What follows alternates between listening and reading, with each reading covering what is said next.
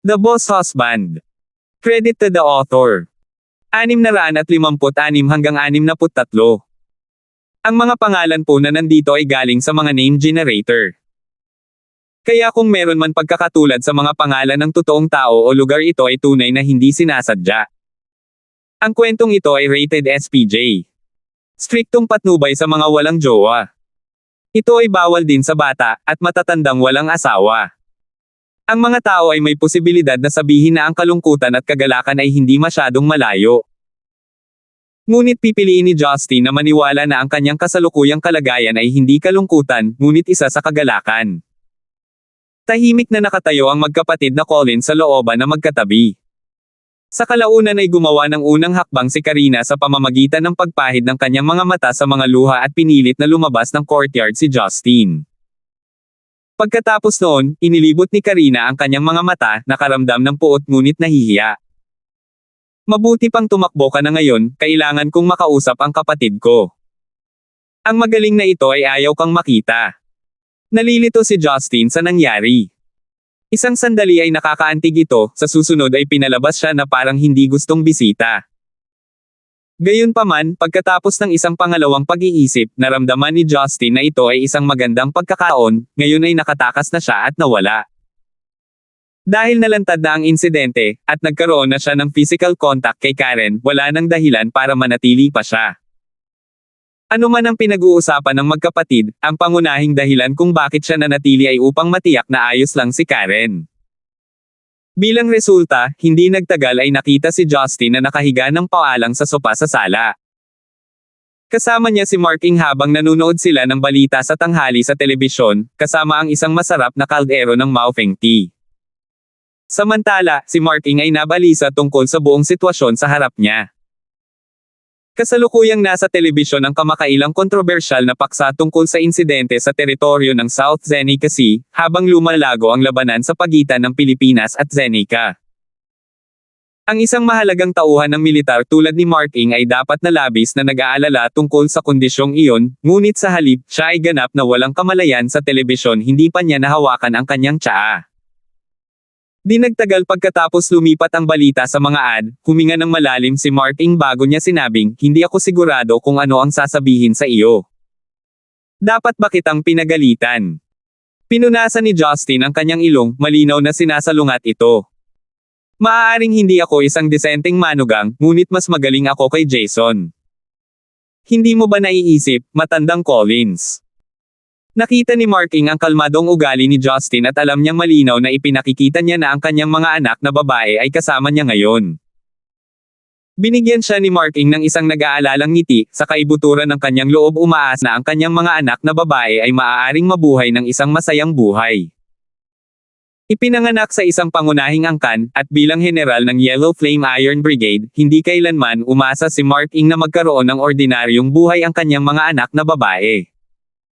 Sa kabutihang palad, si Justin ay naaayon sa kanyang mga inaasahan sa parehong posisyon at kakayahan.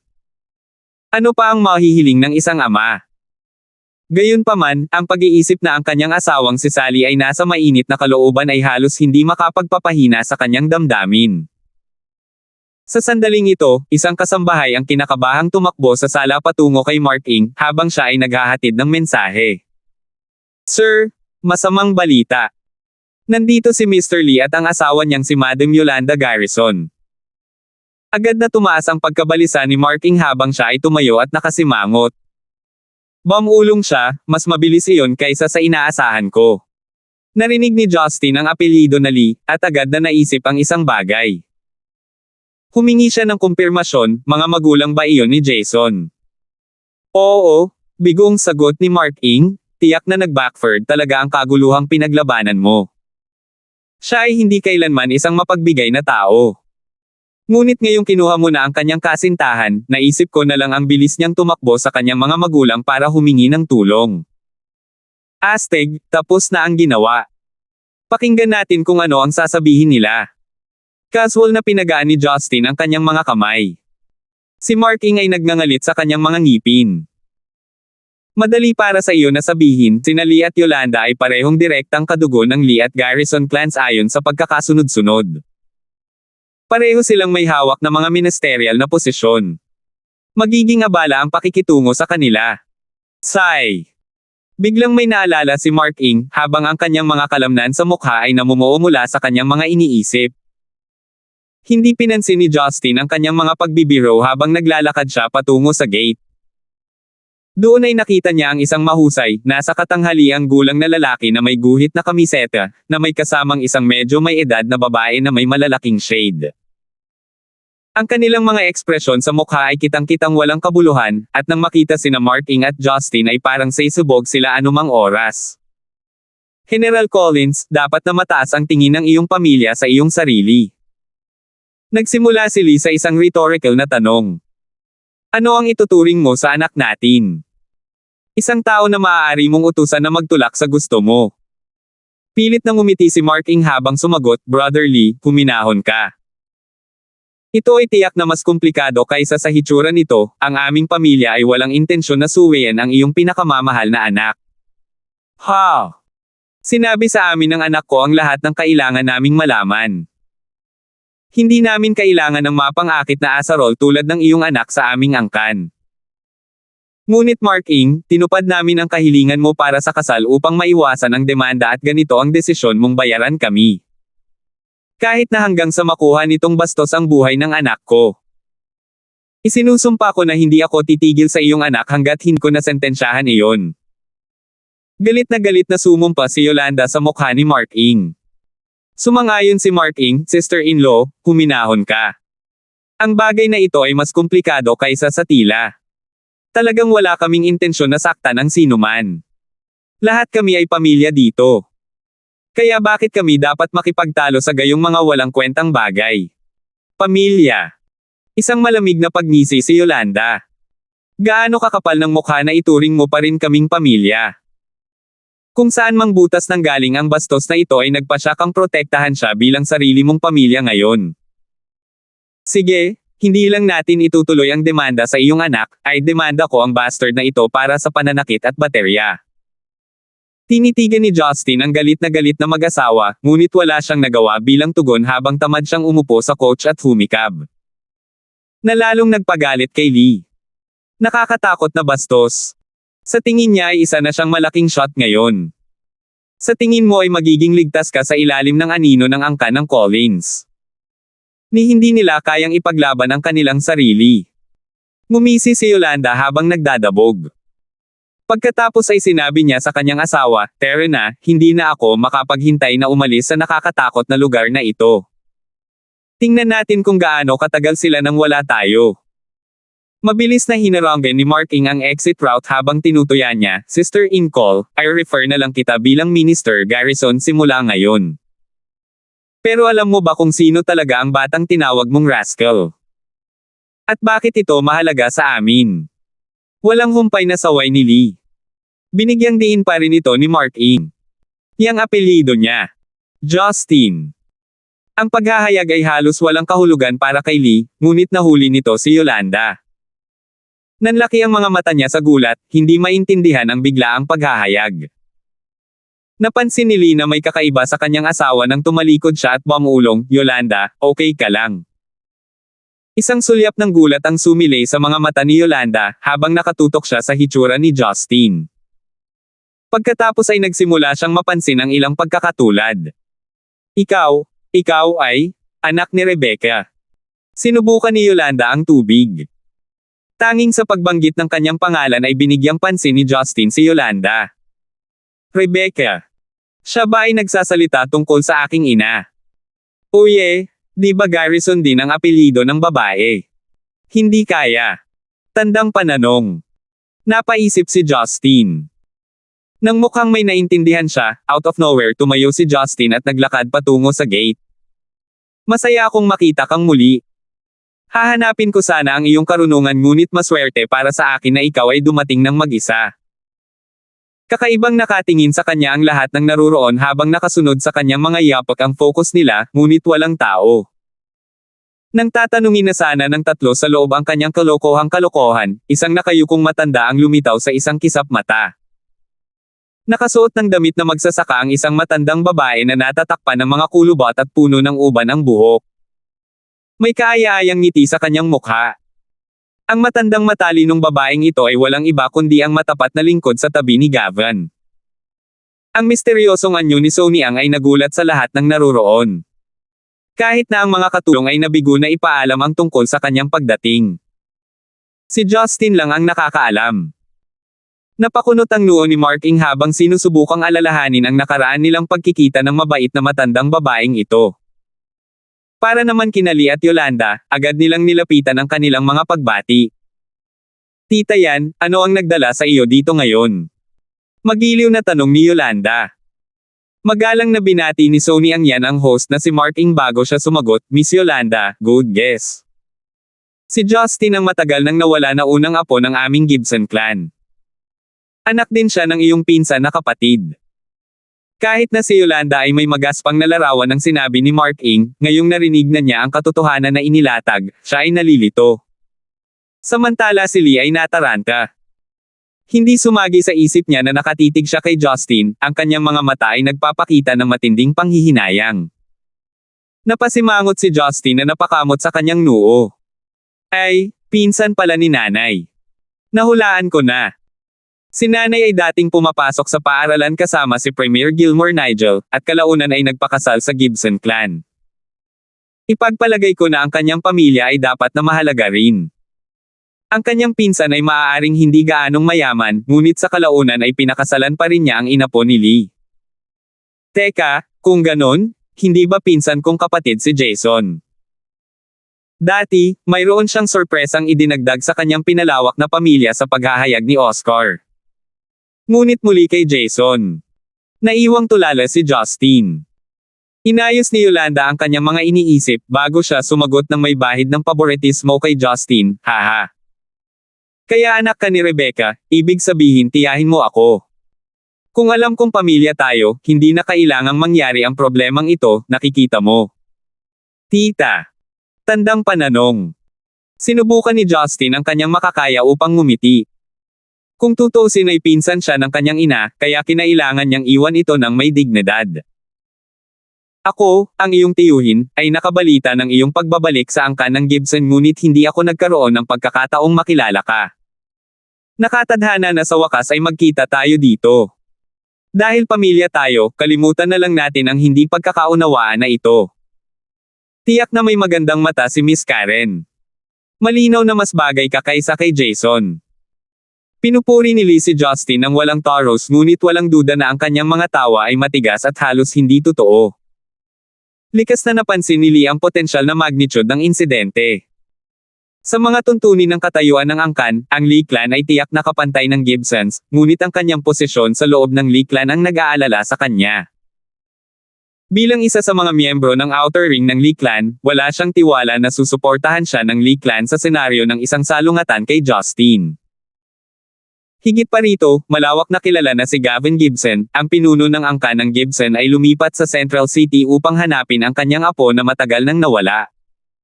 Si Rebecca Garrison ay agad ding nanirahan sa Stonegate. Ang pagsasama-sama niyan ay malinaw na maglalagay kay Justin sa isang posisyon na wala silang patas na pagkakataong manalo. Nararapat ding banggitin na ang propesyon ng mag-asawa sa politika ay nagresulta sa kanilang malabong kaalaman sa personal background ni Justin. Kung tapos na kayong dalawa dito, pwede na ba kayong umalis?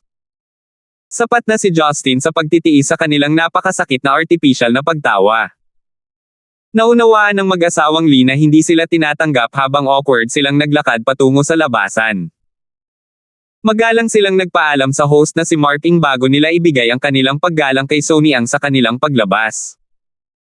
Alam nila na si Sonny Ang bilang mapagkakatiwalaang kanang kamay na babae ni Gavin ay maliwanag na may higit na masasabi sa loob ng Gibson clan. Kahit na higit sa Parley. Pagkaalis lamang ng mag-asawa ay tiningnan ng mabuti ni Mark Ing si Sonny Ang. Mula nang siya ay pumalit sa Yellow Flame Iron Brigade, nakalap siya ng maraming impormasyon tungkol sa mga hindi pangkaraniwang pangyayari at mga tao. Ang isang detalyadong pagtingin ay sapat na ang matikas na elder na ito sa harap niya ay tiyak na isang puwersang makikita. Sa pagdududa, tinanong niya, Elder. Miyembro ka ba ng Gibson clan? 657. Nakangiting sagot ni Sonny Ang, oo, ako nga ay mula sa angkan ng Gibson, General Collins. Humihingi ako ng paumanhin na ang aking pagdating ay biglaan at hindi nabalitaan. Ito ay dahil may ilang mga update mula kay Master hanggang kay Young Master Justin na hindi na maaantala pa. Talagang inaasahan ko na hindi ito magiging isang malaking abala para sa iyo, General Collins. Naniniwala kami na ang kanyang binibini ay naghahanap sa iyo, at ang kanyang binibining Justin.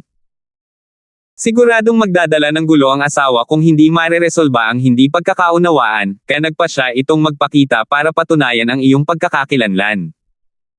Si Marking ay nagbigay ng isang ngiti bilang pagkilala, ngunit siya ay naguguluhan pa rin. Hindi niya alam na si Gavin ay may napakalakas na master sa tabi niya. Higit pa rito, maliwanag na malinaw na alam ng Gibson clan ang sitwasyon ng Collins clan, at ng Justin. Alam ni Marking na ang apat na dominanteng angkan ay hindi kailanman magpapakita ng kanilang kamay sa sikat ng araw. Ngunit kahit para sa seklusibong Gavin na magkaroon ng mga nakakatakot na antas ng intel, talagang nag-iwan ng malamig na pawis sa General of Yellow Flame Iron Brigade. Bagamat ang Security Bureau ng bansa ay mahalagang kabilang sa Lee Clan, ang katulad na makapangyarihang Gibson Clan ay tiyak na hindi masyadong malayo sa likod. Noon nalaman ni Marking na talagang minamaliit niya ang mga angkan. Dati nang naisip ni Marking na si Yolanda ay mula sa pamilyang Garrison, kaya ang ina ni Justin na si Rebecca ay malamang na kapatid niya. Kasunod nito ay inihayag ang background ng pamilya ni Justin. Ngunit ang mas ikinagulat niya ay ang paglipat mula sa angkan ng Gibson upang direktang magpadala ng isang mahusay na master dito upang tulungan si Justin sa insidente. Mabilis na inayos ni Marking ang kanyang mga iniisip habang tumugon dahil desisyon ni Old Gibson na personal na maghatid ng mensahe kay Justin, tiyak na hindi ito problema. Isang karangalan na maging panauhin ka. Mangyaring magayo sa bahay. Kukuha ako ng magpapainom sa iyo. Ayos lang. Pinigilan ni Sony ang si Marking na aalis na sana sa sala, pagkatapos ay agad na bumaling kay Justin habang nagkukwento. Young Master Justin, namangha ako sa kung gaano kalayo ang iyong pag-unlad mula sa huling pagkikita natin. Hindi ito magandang lugar para pag-usapan. Tere sa labas. Iminungkahi ni Justin. Oo naman. Sa kanyang tugon, agad na nawala si Sony ang sa sala. Si Marking ay natakot, habang siya ay nakatayo doon na matigas bilang isang tabla. Nang gusto niyang tanungin si Justin tungkol sa kanyang kinaroroonan, nawala rin si Justin. Humigit kumulang 10 kilometro ang layo sa isang liblib na pavilion sa tuktok ng isang luntiang burol, makikita ang mga silhouette ng isang bata at isang matanda. Natural na sila ang naglaho, na sina Justin at Sony Ang. Ang magiliw ng ngiti ni Sony Ang ay nagpakita ng pagmamalaki at paggalang.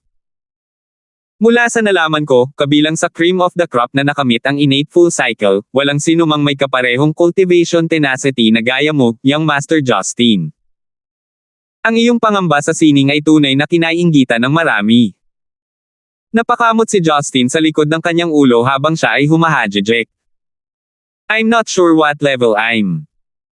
Pero sa pagkakaalam ko, walang bagay sa mundong ito na hindi kayang intindihin. Sa pagbisita mo sa Collins residence, marami akong nadiskubreng bagay na dati ay hindi ko maisip. Gaya nga ng sinabi mo, Lola yan, maraming bagay ang mas madaling maranasan kaysa sabihin. Si Sony Ang ay humanga. Eksakto. Kaya naman ang iyong mga tagumpay ay partikular na kapansin-pansin. Ang ginawa ko lang ay regalo sa iyo ang isang malabong paglalahad, at tingnan kung gaano kalayo ang iyong narating. Ang iyong tagumpay ay dahil sa iyong sariling pangunawa sa karunungan ng kalangitan. Si Justin pagkatapos ay curious na nagtanong, kung gayon, maaari bang bigyang kahulugan ni Lola yan ang aking paglilinang ngayon? Umiling si Sony Ang habang nagpatuloy, sa antas na ito, ang lahat ay nasa parehong larangan ng paglilinang. Huwag na nating pag-usapan ang tungkol sa akin. Kahit sa Hongmeng, walang sino man ang maaaring mga siwa sa mga paglilinang ng isa't isa. Para mapangasiwaan ng sino man sa atin ang antas ng paglilinang ng iba, ang isa ay dapat nasa hindi pa natutuklasang kaharian na sinasalita lamang sa mga alamat. Tumango si Justin na puno ng pag-iisip ang kanyang ulo. Pagkatapos ay nagtanong siya, hindi ko alam kung ano ang kasalukuyang antas ng paglilinang ko. Paano ko malalaman kung ano ang maalamat na kaharian? Tumitig si Sony Ang sa langit habang bumubulong, ang totoo, ang antas ng paglilinang na nakamit namin ni Hongmeng ay higit pa sa kayang gawin ng isang mortal. Masasabing ang kaharian na ito ay nasa labas ng tatlong kaharian, ang langit, ang mortal na kaharian, at ang lupa, at ang limang elemento. Maaaring naranasan niyang Master Justin na habang nasa innate full cycle, ang true chi ay maaaring tipunin upang masira ang mga hangganan ng espasyo. Ang kalidad na ito ay lumampas sa mga batas ng parallel space. Sa katunayan, ito ay isang superior, isang enerhiya na napakalapit sa pinagmulan ng universo. At para sa amin bilang mga cultivator, kapag nakamit namin ang innate full cycle, umunlad na kami sa mga kaharian ng mortal. Sa yugtong ito, walang tiyak na pangalan dahil nararanasan ito ng bawat isa na bahagyang naiiba sa susunod. Inilarawan ito ng ilang tao bilang paglusot sa kokon, habang tinatawag ito ng mga ninuno na pagdaan sa tribulation. May mga naniniwala rin na ito ay magpapalakas sa kaluluwa ng isang tao, isang hindi maiiwasang proseso para makatuntong sa susunod na antas. Gayunpaman, ang lahat ng ito ay ginawa upang magbigay ng karaniwang mauunawaan na mga termino sa masa. Gayunpaman, wala pa ring napatunayan hanggang ngayon. Ayon sa mga alamat, sinumang nakamit ang tagumpay na ito ay itinuring na isang immortal, na may kakayahang umakyat sa siyam na yugto ng langit. At ang ating mga ninuno na nakalusot sa hadlang na iyon ay sinasabing naglaho na. Nawala si Justin sa exposition. Nawala. Saan? Sana alam ko. Napabuntong hininga si Sonny Ang. Ginugol ko ang mas magandang bahagi ng aking buhay na natigil sa antas na ito. Hindi malutas ang maalamat na gateway ng pag-unlad. Gayunpaman, nararapat na tandaan, mula noong panahon ng Paleolithic, halos walang sino man ang nakamit ang antas na iyon. Wala sa loob ng huling ilang siglo. Ang kalidad ng aking katawan ay hindi masyadong namumukod-tangi, kaya't sa palagay ko ay mananatili ako sa mundong ito sa buong buhay ko. Pinag-isipan ito ni Justin sa kanyang isipan bago siya nagtanong, Lola Yan, tulad ng nabanggit mo, kung ang mga tao ng Hongmeng ay nasa lahat ng antas na ito, maaari ba na sila ay katulad ng sa mga Diyos? Kung lahat sila ay nakakagamit ng mga pamamaraan sa kalawakan, hindi ba't nangangahulugan iyon na hindi sila mababa o nakahihigit sa isa't isa? Umiling si Sonny Ang habang sumagot, hindi ganoon. Ang pangunahing dahilan kung bakit ang mga kanluraning Diyos ay walang kapangyarihan laban sa isa't isa, ay dahil lahat sila ay nagtataglay ng kakayahan na gumamit ng magkatulad na mga puwang para sa reinkarnasyon. Sa mga tao mula sa Hongmeng, o sa mga magsasaka ng parehong kaharian na tulad natin, bagaman napakalaking posibilidad na ang tagumpay ay maaaring mapagpasyahan sa isang labanan, tayo ay dapat na tiyak na mapapasyahan sa isang labanan sa isa-isa. Lahat, hindi tulad ng mga Diyos, hindi natin hawak ang kakayahang mag-reincarnate. At muli, ipinagmamalaki kong sabihin na ikaw, young Master Justin, ay isang exception. Hindi mo lamang nakamit ang larangang ito ng paglilinang, taglay mo rin ang mga kakayahan ng mga Diyos. Naniniwala ako sa puntong ito, ikaw ay nakakumbinsi na isang liga na higit sa karamihan ng mga magsasaka ng Hongmeng. Nang marinig iyon ni Justin, nakaramdam siya ng pagmamalaki sa kanyang sarili habang tumatawa siya. Lola Yan, may isa pa po akong kailangan para maliwanagan kayo.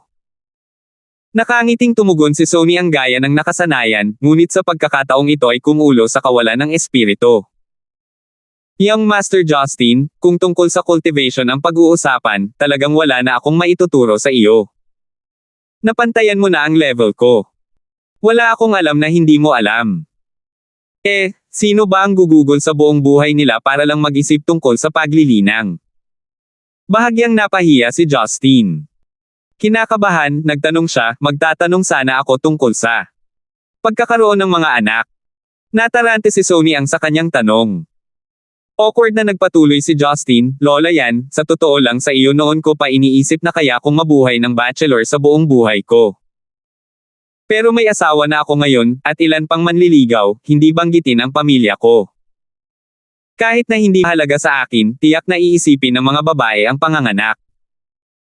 Ngunit para sa akin, gayunpaman, ang aking nakaraang pagkakalantad sa banal na liwanag ay nagresulta sa kawalan ng lakas sa lahat ng aking mga manliligaw. Dati akong may manliligaw at nagawa niyang ipanganak ang aking anak.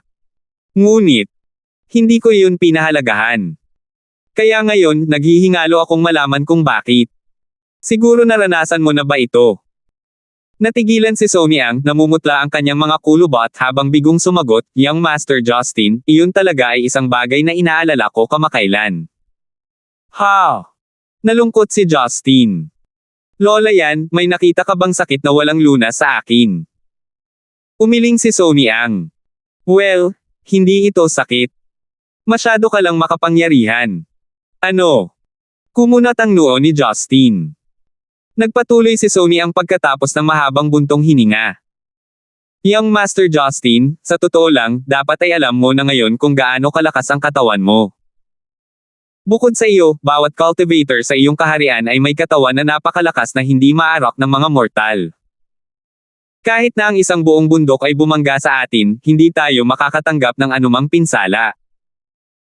Sa mga tuntunin ng tinatawag ng mga tao na agham, ang aming mga jin, ay lumampas sa mga hangganan ng tao sa pamamagitan ng isang walang katotohanan na margin.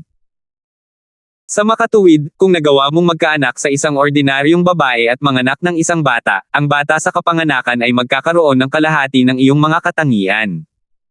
Naiisip mo ba? Isang bagong panganak na may katawan na nagbibigay ng kalahati ng lakas mo. Agad na napagtanto ni Justin ang isang bagay. Medyo nag-alinlangan pa siya bago siya nagpatuloy, kaya ang sinusubukan mong sabihin ay, ito ang mga batas ng kalikasan sa trabaho. Sa palagay ko maaari mong gamitin ang mga salitang iyon, oo. Nagpatuloy si Sony Ang sa seryosong tono, maaari pa itong ikategorya bilang rule of the heavens. Habang lumalakas ang iyong mga jin, unti-unting bababa ang success rate para sa isang supling na may ordinaryong babae. At ang tanging dahilan niyan ay dahil ikaw, Young Master Justin, ay matagal nang lumampas sa mga hangganan ng kung ano ang itinuturing na tao. Subukan mong mag-isip sa ganoong paraan. Kung ang isang di-tao, at isang tao, ay sumubok na magkaanak, ito ay malinaw na mas madaling sabihin kaysa gawin. Kaya, mas madali para sa iyo na mabuntis ang isang babae noong ikaw ay hindi gaanong makapangyarihan. Hindi mapalagay si Justin habang hinihila niya ang kanyang buhok. Kung alam ko ng mas maaga, hindi ko na naisip na makarating sa susunod na kaharian ng ganoon kaga. May magagawa pa ba ako ngayon? Nakangiti si Sony Ang habang sumagot, well Young Master Justin, may pag-asa pa para sa iyo. Hanggat subukan mo ang iyong makakaya upang hikayatin ang mga babaeng ito na isulong ang kanilang mga sarili, bukod pa sa, para sa kakulangan ng mas magandang termino, masigasig na paghahasik ng mga pananim, at gaano man kaliit ang pagkakataon, maaari ka pa ring humantong sa iyong sariling mga supling. Kung hindi, hindi magkakaroon ng mga mortal na alamat ng isang demigod. Masigasig na naghahasik ng mga pananim. Tandang pananong. Napangiti si Justin, namangha sa paraan ng pagsasalita ni Lola yan. Ang isang pasanin para sa karamihan ng mga bagay ay pinakamahusay na maiiwasan. Ngunit ang pasanan na ito ay parang isang gantimpala kaysa isang parusa. Tandang pananong. Naisip ni Justin. Ngunit iyon din ang nagpaalala kay Justin tungkol sa isa pang bagay. Habang tinutulak niya ang mga limitasyon sa loob ng mga hangganan ng kung ano ang tumutukoy sa isang tao, ang kanyang habang buhay ay madaling lumampas sa ilang daang taon. Nangangahulugan ito na kailangan niyang makahanap ng solusyon upang madagdagan ang haba ng buhay ng kanyang mga kababaihan, o kahit papaano ay hikayatin silang magtanim. Ngunit sa ngayon, tila napakabigat ng isang gawaing dapat gawin. Nagpasya siyang iwanan ang bagay na iyon sa ibang pagkakataon. Nakita ni Sony ang paminsan-minsang nakakatakot na ngiti sa mukha ni Justin ngunit wala siyang magawa. Pagkatapos ay ibinalik niya ang pag-uusap sa kanyang pangunahing layunin. Young Master Justin, kung wala nang ibang katanungan, may dala akong accessory tungkol kay Master. Bumalik si Justin sa kanilang pag-uusap. Ano iyon?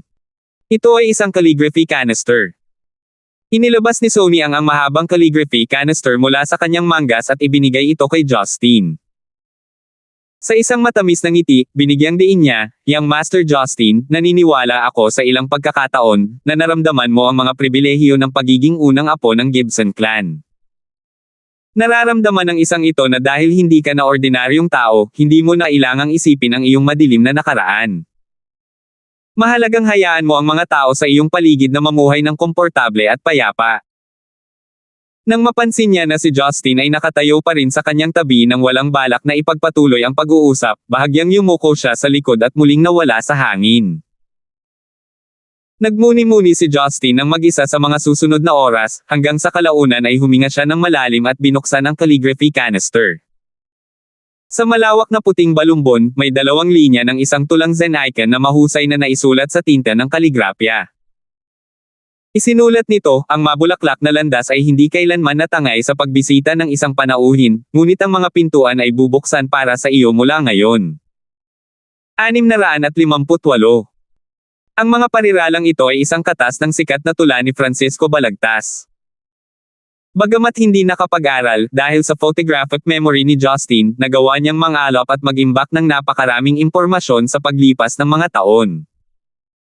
Ang 2 pariralang ito ay sinadya, ang host ay hindi kailanman tinanggap ang sinuman sa kanyang tahanan, ngunit ngayon ay handang gawin ito para sa isang partikular na bisita. Sa paglalapat ng kahulugan sa kanyang sarili, alam ni Justin na ito ang pagtatangka ni Gavin na hilingin sa kanya na bumalik sa angkan. Isinaalang-alang ni Justin ang mga kalamangan ng pagbabalik sa angkan. Ngunit sa sandaling bumalik siya, kailangan niyang harapin sina Parley at Lester. Hindi siya magpapakababa para pekain ang nararamdaman niya sa kanila. Kung hindi dahil sa panghihimasok ni na Rebecca at Gavin, pati na rin sa presensya ni Sonny Ang, maaaring napatay na niya silang 2. Biglang na-miss ni Justin si Marian. Palagi niyang binibigyan siya ng mahalagang payo tungkol sa kanyang mga problema sa pamilya. Hindi na siya makapaghintay na bumalik at makita siya. Matapos ang mahabang pagtitig sa mga salita sa papel ay isinantabi niya ito. Dahan-dahan siyang naglakad pababa ng burol, sumakay ng bus saka umarkila ng taxi para bumalik sa tirahan ng Collins. Ilang segundo lang ang aabutin niya para makarating sa bahay kung napagpasyahan niyang gamitin ang kanyang kapangyarihan. Ngunit hindi niya naramdaman na gamitin ang mga ito. Una, hindi siya nagmamadaling bumalik. Pangalawa, gagawin siyang parang multo, lumalabas-masok ng hindi nag-aalaga. Naniniwala siya na kung hindi kailangang magmadali ni Sonny Ang napatunayan ang kanyang pagkakakilanlan sa tirahan ng Collins, pipili din siya ng makamundong paraan ng transportasyon. Nabubuhay sa parehong mundo tulad ng iba pang normal na tao, hindi niya naisip na ang teleporting ay isang maipagmamalaki na kakayahan na taglayin. Sa katunayan, ang paggamit nito ay hahayaan siyang mawala ng ugnayan sa mga bagay na naging kawili-wili sa buhay na ito. Gaya na lamang ng isang bilyonaryo na hindi magpapakita ng kanyang kayamanan sa pamamagitan ng pagsusuot ng mga damit na nagkakahalaga ng milyon-milyon, na ginawa lamang ng mga taong yumaman sa isang gabi. Gabi na nang bumalik siya sa tirahan ni Collins. Palubog na ang araw, tinatakpan ang buong patio sa kulay pula. Dumiretso siya sa sala at nakita niya ang kanyang biyenang si Sally na kausap si Mark Ing. Hinihingi ng paumanhin ni Justin ang likod ng kanyang bungo. Ang panliligaw kay Karina ay nagalit na sa kanya. Inaalis din si Karen. Walang sinasabi kung ano ang gagawin niya. Oh, Justin. Bakit ang aga mong bumalik? Nag-alala ako sa iyo, sabi ni Sally, ang kanyang mukha ay nagniningning sa tuwa. Naglalakad patungo kay Justin na may magaang hakbang, nagtanong siya, galit ka pa rin ba sa akin? Well, hayaan mo akong bumawi sa iyo sa pamamagitan ng pagbibigay sa iyo ng masarap na pagkain. Kalimutan na natin ang nakaraan. Pamilya na tayo ngayon at sigurado akong gentleman ka. Nakaramdam si Justin ng dila. Sinampal niya ang sarili sa mukha para siguraduhing hindi ito panaginip. Tita, ano pong nangyayari? Biglang umikot ang mga mata ni Sally at sinabing, ano ang nangyayari? Walang humiling sa iyo na tretuhin mo kami bilang mga estranghero. Nagrereklamo lang ako na hindi mo kami nakikita bilang iyong pamilya. Ha? Sabi ni Justin, nalilito pa rin at nawawala. Binaliwala ang kanyang pagkalito, patuloy na nakangiti si Sally, tingnan mo ang iyong hanggal na mukha. Bilang ina ni Karen at Karina, binibigyan kita ng aking pagpapala. Ngunit bilang kapalit, hindi mo sila dapat tretuhin sa anumang paraan, naiintindihan mo. Nakanganga ngayon si Justin habang nakabuka ang bibig. Hindi na siya magugulat kung sasabihin sa kanya ni Ares na titigil na siya ng tuluyan. Parang tumataas ang kanyang paghanga kay Justin, tinapik siya ni Sally sa mga balikat sa matanda at sinabing, maghahanda ako ng hapunan ngayon. Maaari kang makipag-chat kay Uncle pansamantala. Pagkaalis niya, bumagsak si Justin sa sahig dahil nanghina ang kanyang mga tuhod para hawakan ang kanyang katawan. Walang imak, umiling si Mark nang makita ang pagtataka sa mukha ni Justin. Masyado ka bang masaya o natatakot sa nangyari? Napalunok si Justin. Pareho. No need to be surprised. Noong nasa labas ka, isang beses pa ang mga magulang ni Jason para ipaalam sa amin ang tungkol sa kanselasyon ng kasal. Nabanggit din nila na ang militar, kasama ang kaso sa korte, ay aayusin ng hindi nagdudulot ng gulo kay Karen. Nais pa nilang magkaroon ng mas malapit na relasyon ang aming mga pamilya sa hinaharap.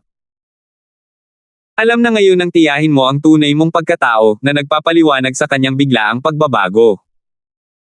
Sayang at nalaman ko lang ang kabilang side niya pagkatapos naming ikasal. Sabi ni Mark puno ng panghihinayang ang boses. Inikot ang kanyang mga mata, sa wakas ay natauhan si Justin. Ang pagiging Gibson ba ay ginagawang ganito kay ginhawa ang buhay? Siyempre, sagot ni Mark Sinamantala niya ang pagkakataong ito para ipaliwanag pa ang mga benepisyo. Matagal ka nang umalis sa Zenica. Hindi mo naiintindihan ang mga epekto ng 4 na dominanteng angkan sa Central City. Ang sino mang may koneksyon sa mga angkan na ito ay nagiging hindi mahawakan. Kahit na ang ilang mga politiko na mayroon tayo ngayon ay sa ilang mga paraan, nauugnay sa 4 na angkan. Sa palagay ko maaari mong sabihin na ang karamihan ng mga boto ay mula sa 4 na angkan na ito, kaya sa isang paraan sila ang may kontrol sa pinakamahalagang desisyon sa Zenica. Kahit na ang iyong tiyahin ay mula sa isang ordinaryong pamilya, siya ay ipinanganak at lumaki sa Central City. Alam na alam niya na kung matatanggap mo ang iyong mana, ito ay magpapaangat sa iyo ng hierarchy. Ang pagkakaroon ng maraming asawa ay hindi isang alalahanin kung gayon. Pagkatapos ng lahat, ang Gibson clan ay mayroon lamang 2 anak na lalaki. Mas masaya silang tumanggap ng higit pang mga apo. Hinawakan ni Justin ang kanyang ilong.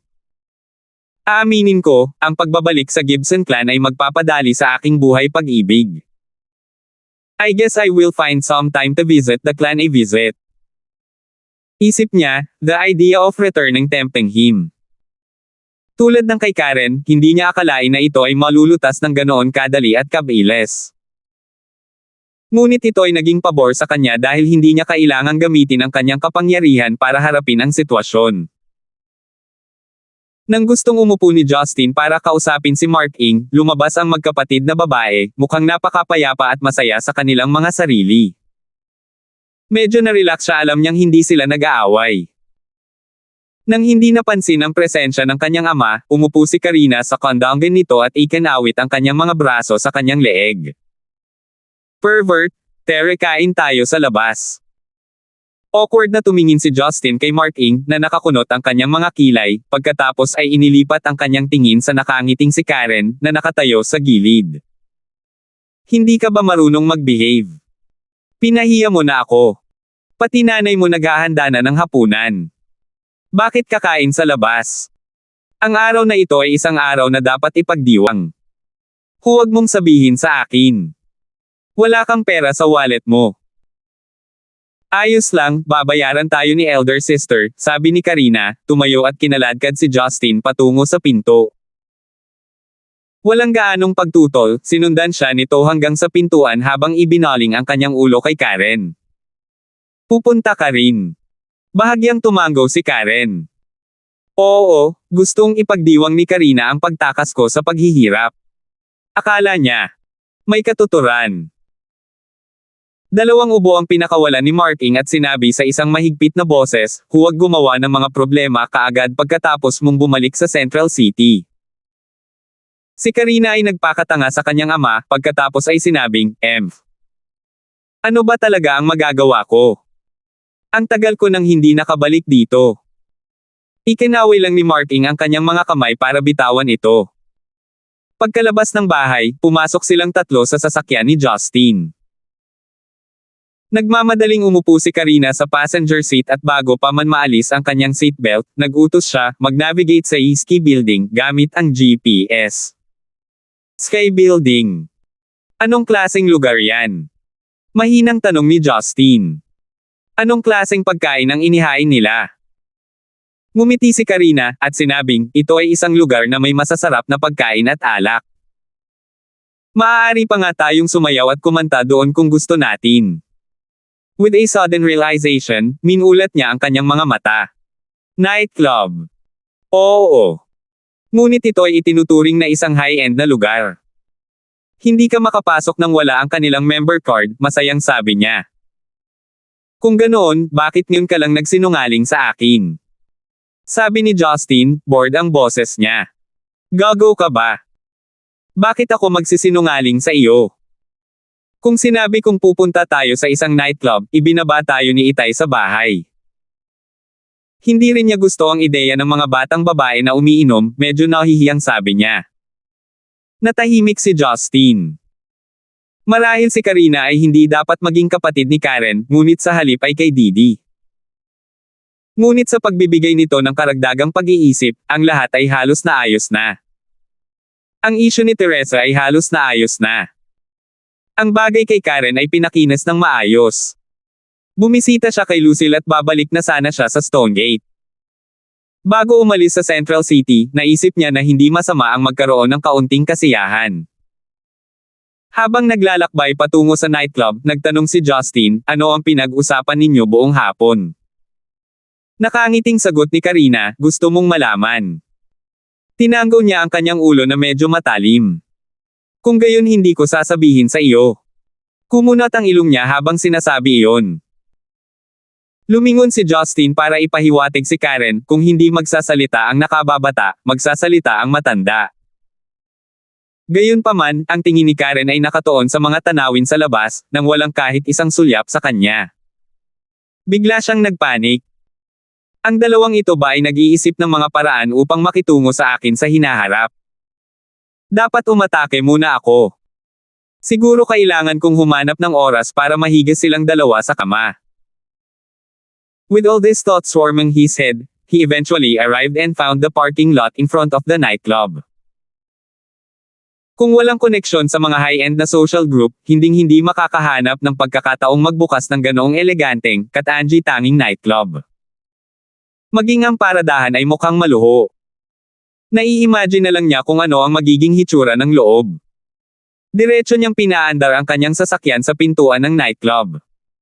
Isang server ang handang pumalit sa mga gulong at ay parada ang kotse. Naisip niya kung gaano kadalas dapat pumunta si Karina sa lugar na ito. Nagbigay siya ng tip sa server ng 100 yuan. Tumawa si Justin. Sabihin mo sa akin ang totoo. Tumatanggap ka na ba ng panunuhol?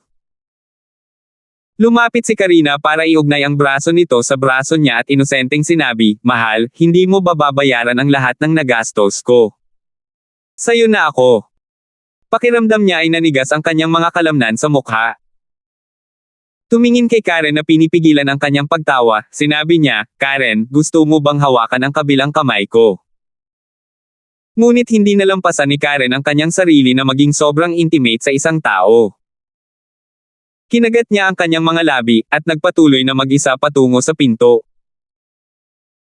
Gayunpaman, pagkaraan ng 2 hakbang lamang mula sa kinatatayuan niya, may narinig na boses ng lalaki mula sa likuran. Teka. Samahan mo akong pumasok. Napainit ang ulo niya nang marinig ang pamilyar na boses na ito. Bakit nasaan ka? Ang boses ay kay Duncan na nakasuot ng murang coat. Ngunit ang lalaki ay mukhang masigla pa rin gaya ng dati. Tumawa siya ng nakakaloko, pumunta ako sa Collins residence para hanapin ka pero umalis ka na. Kaya kinailangan kong sundan ka hanggang dito. Masyadong mahal ang lugar na ito para sa akin, kailangan ko pang mag-ipon para sa paghabol ko kay Amelia. Kaya naisip ko na masusundan ko ang isang taong magpapagamot sa akin.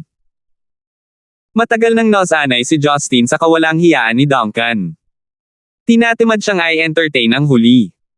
Nakilala ni Karina si Duncan, bagaman Malamig niyang sinabi, maaaring makakuha ng libreng pagpasok si Mr. Lee sa pamamagitan lamang ng pagpapakita.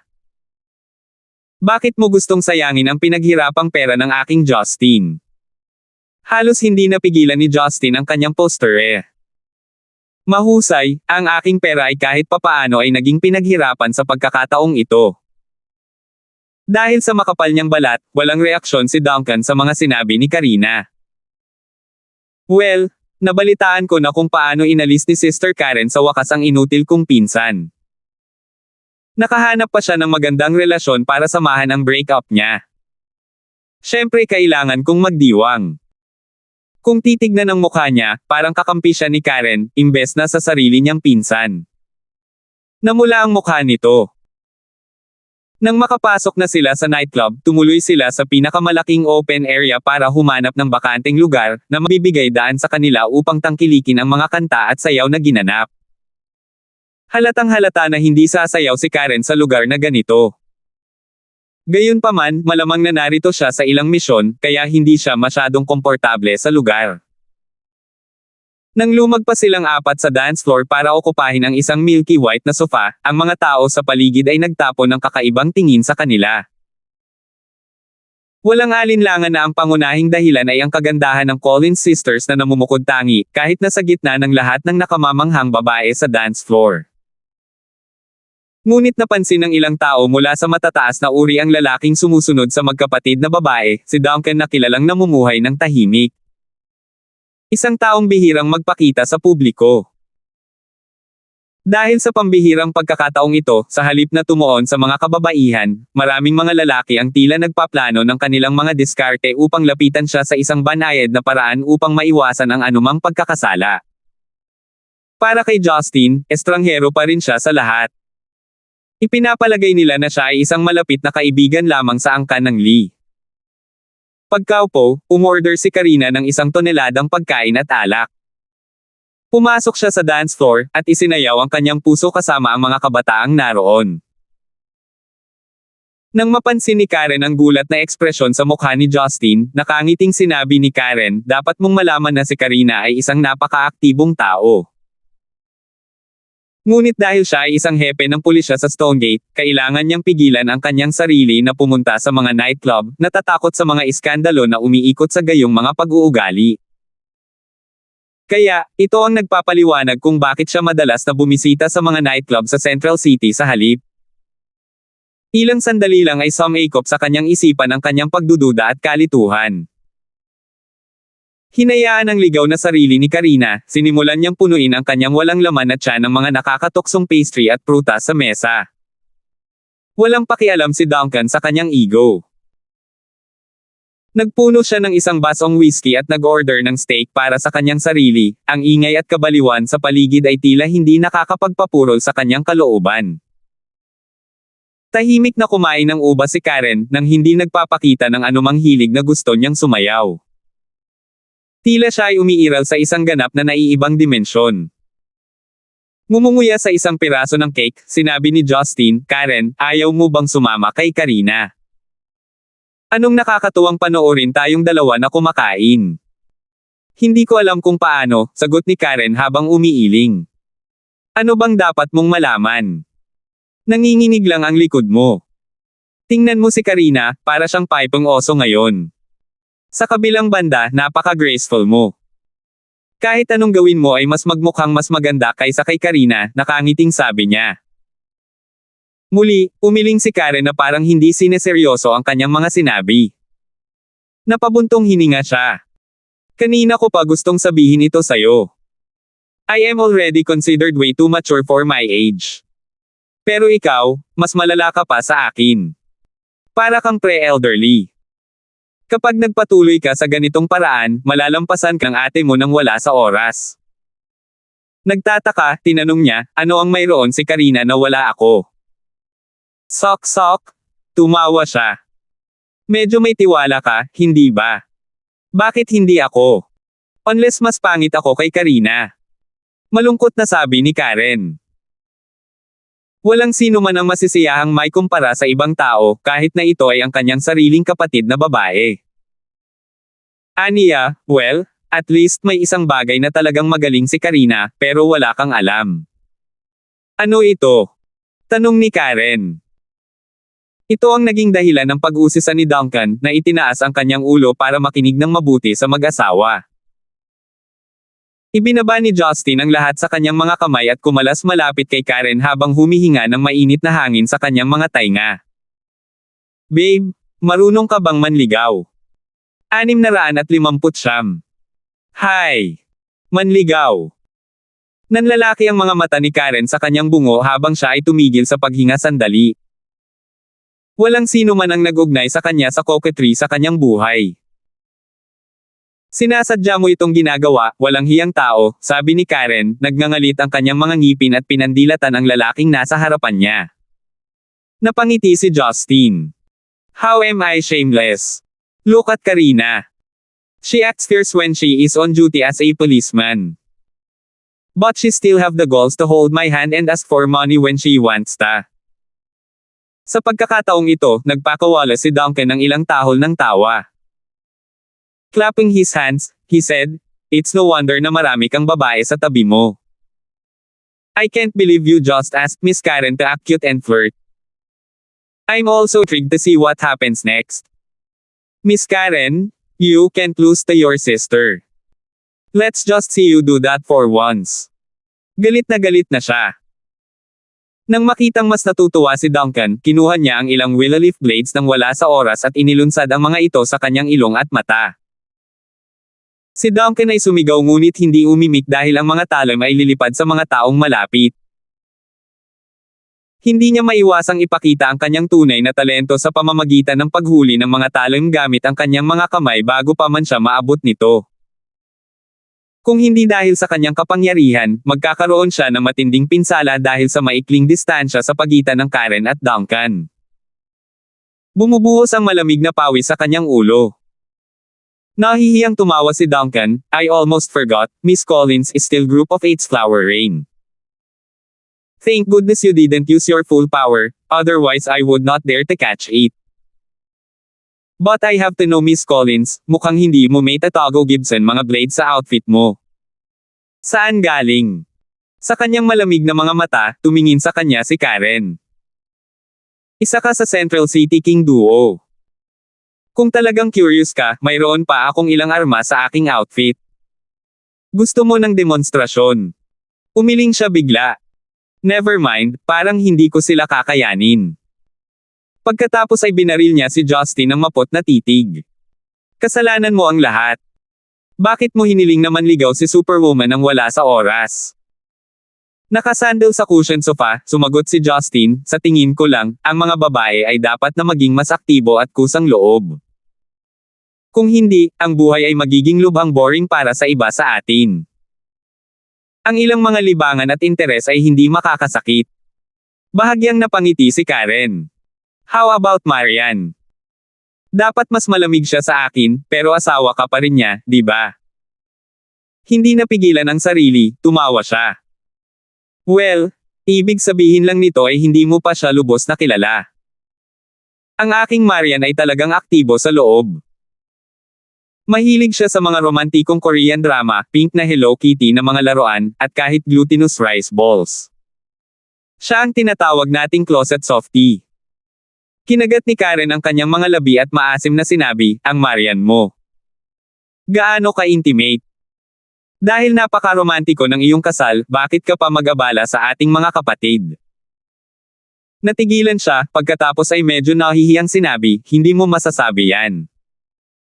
Ang bawat tao ay may iba't ibang lakas. Halimbawa, ikaw ay kalmado at tahimik which is medyo maganda.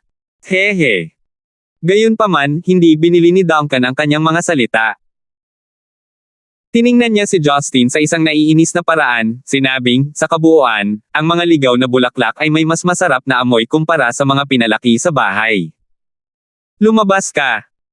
Itingal ni Justin, naghagis ng bote sa direksyon ni Duncan. Muli, hinawakan ni Duncan ang bote sa kanyang mga kamay, mukhang hindi nasisiyahan. "Magsabi ka pa, at sasabihin ko kung gaano ka kasama sa harap ni Amelia," pagbabante ni Justin. Nang marinig ito, tila tumahimik si Duncan. Sa totoo lang, Justin, ikaw ang pinakatapat na tao. Alam kong tao puso kang nagmamahal sa lahat. Ikaw ang pinakamagandang tao sa mundo. Tungkol kay Amelia, mangyaring magsalita lamang ng magagandang bagay tungkol sa akin. Haha. Nang makita ang kanyang biglaang pagbabago, ang kaninang tahimik na si Karen ay humagalpak ng tawa. Sa ilalim ng madilim na mga ilaw, para bang isang lotus ang namumulaklak.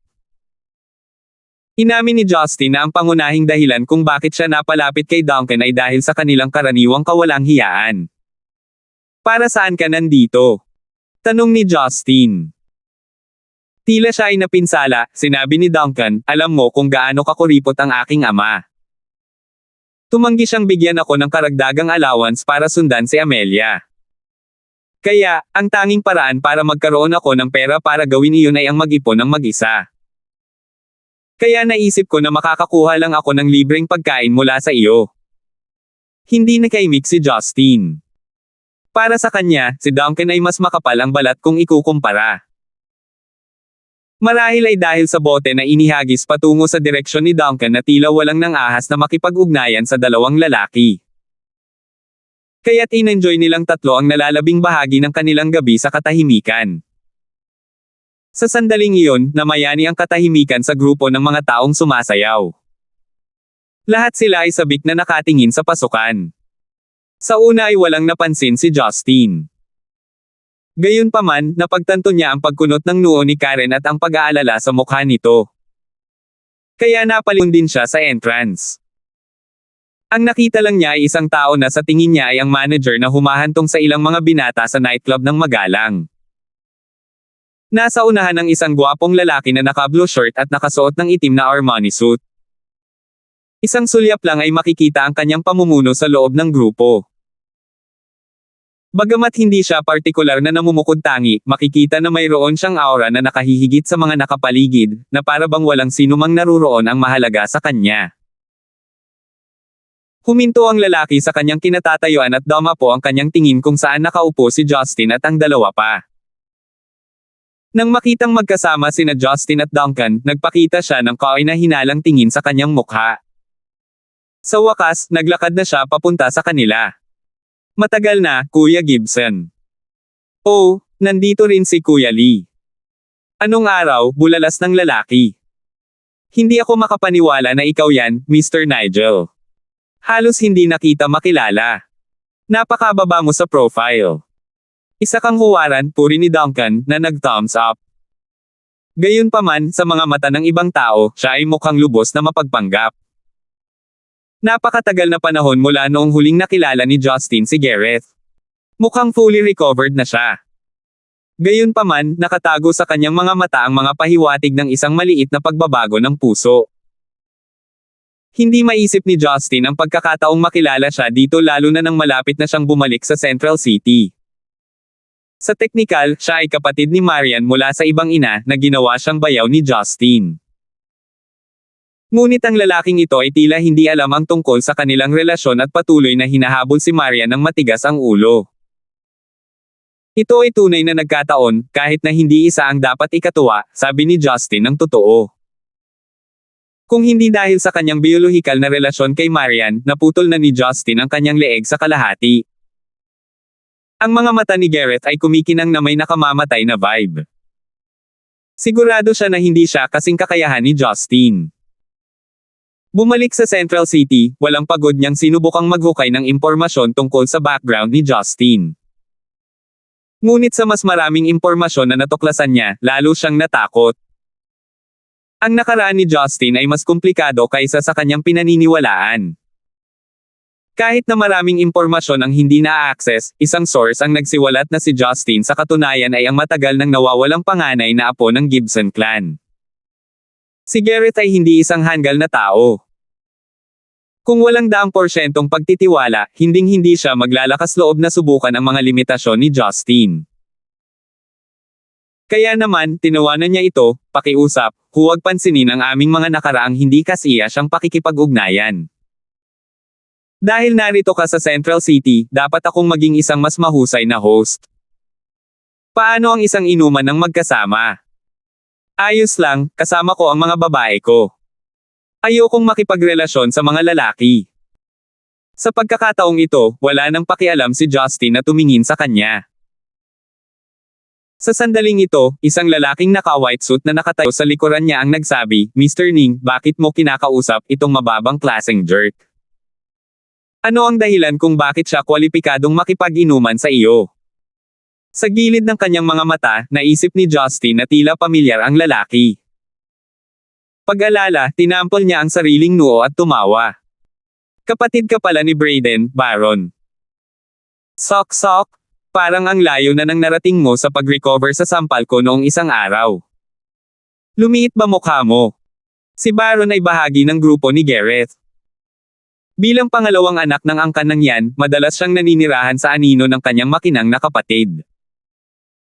Kaya naman, malaki ang maitutulong sa kanya na pagyamanin ang pagkakaibigan nila ni Gareth. Kaya, sa iba pang mga lalaking kasama ni Gareth, siya ay itinuturing na isa na may pinakamataas na katayuan. Ang pagiging pinagtatawanan sa publiko ay nasaktan ang kanyang ego. Galit na galit siyang sumigaw, "Huwag kang masyadong matuwa dyan. Paano kung kaya mong lumaban? Ano ka sa harap ni Mr. Nigel?" Noong araw na iyon sa Stonegate, ipinadala siya sa ospital pagkatapos ng maraming sampal mula kay Justin. Ito ay isang kahihiyan sa kanyang sarili. Kung hindi dahil sa lektura ni Brayden, nagpadala siya ng mga mamamatay tao pagkatapos ni Justin. Ngunit kahit na walang gaanong ginawa si Brayden tungkol sa kanyang kapatid, nailigtas niya ang buhay ng kanyang kapatid sa pamamagitan ng pagtuturo sa kanya. Gayunpaman, nang hindi siya hinintay na matapos, sumambulat ang galit ni Duncan. "Lumabas ka!"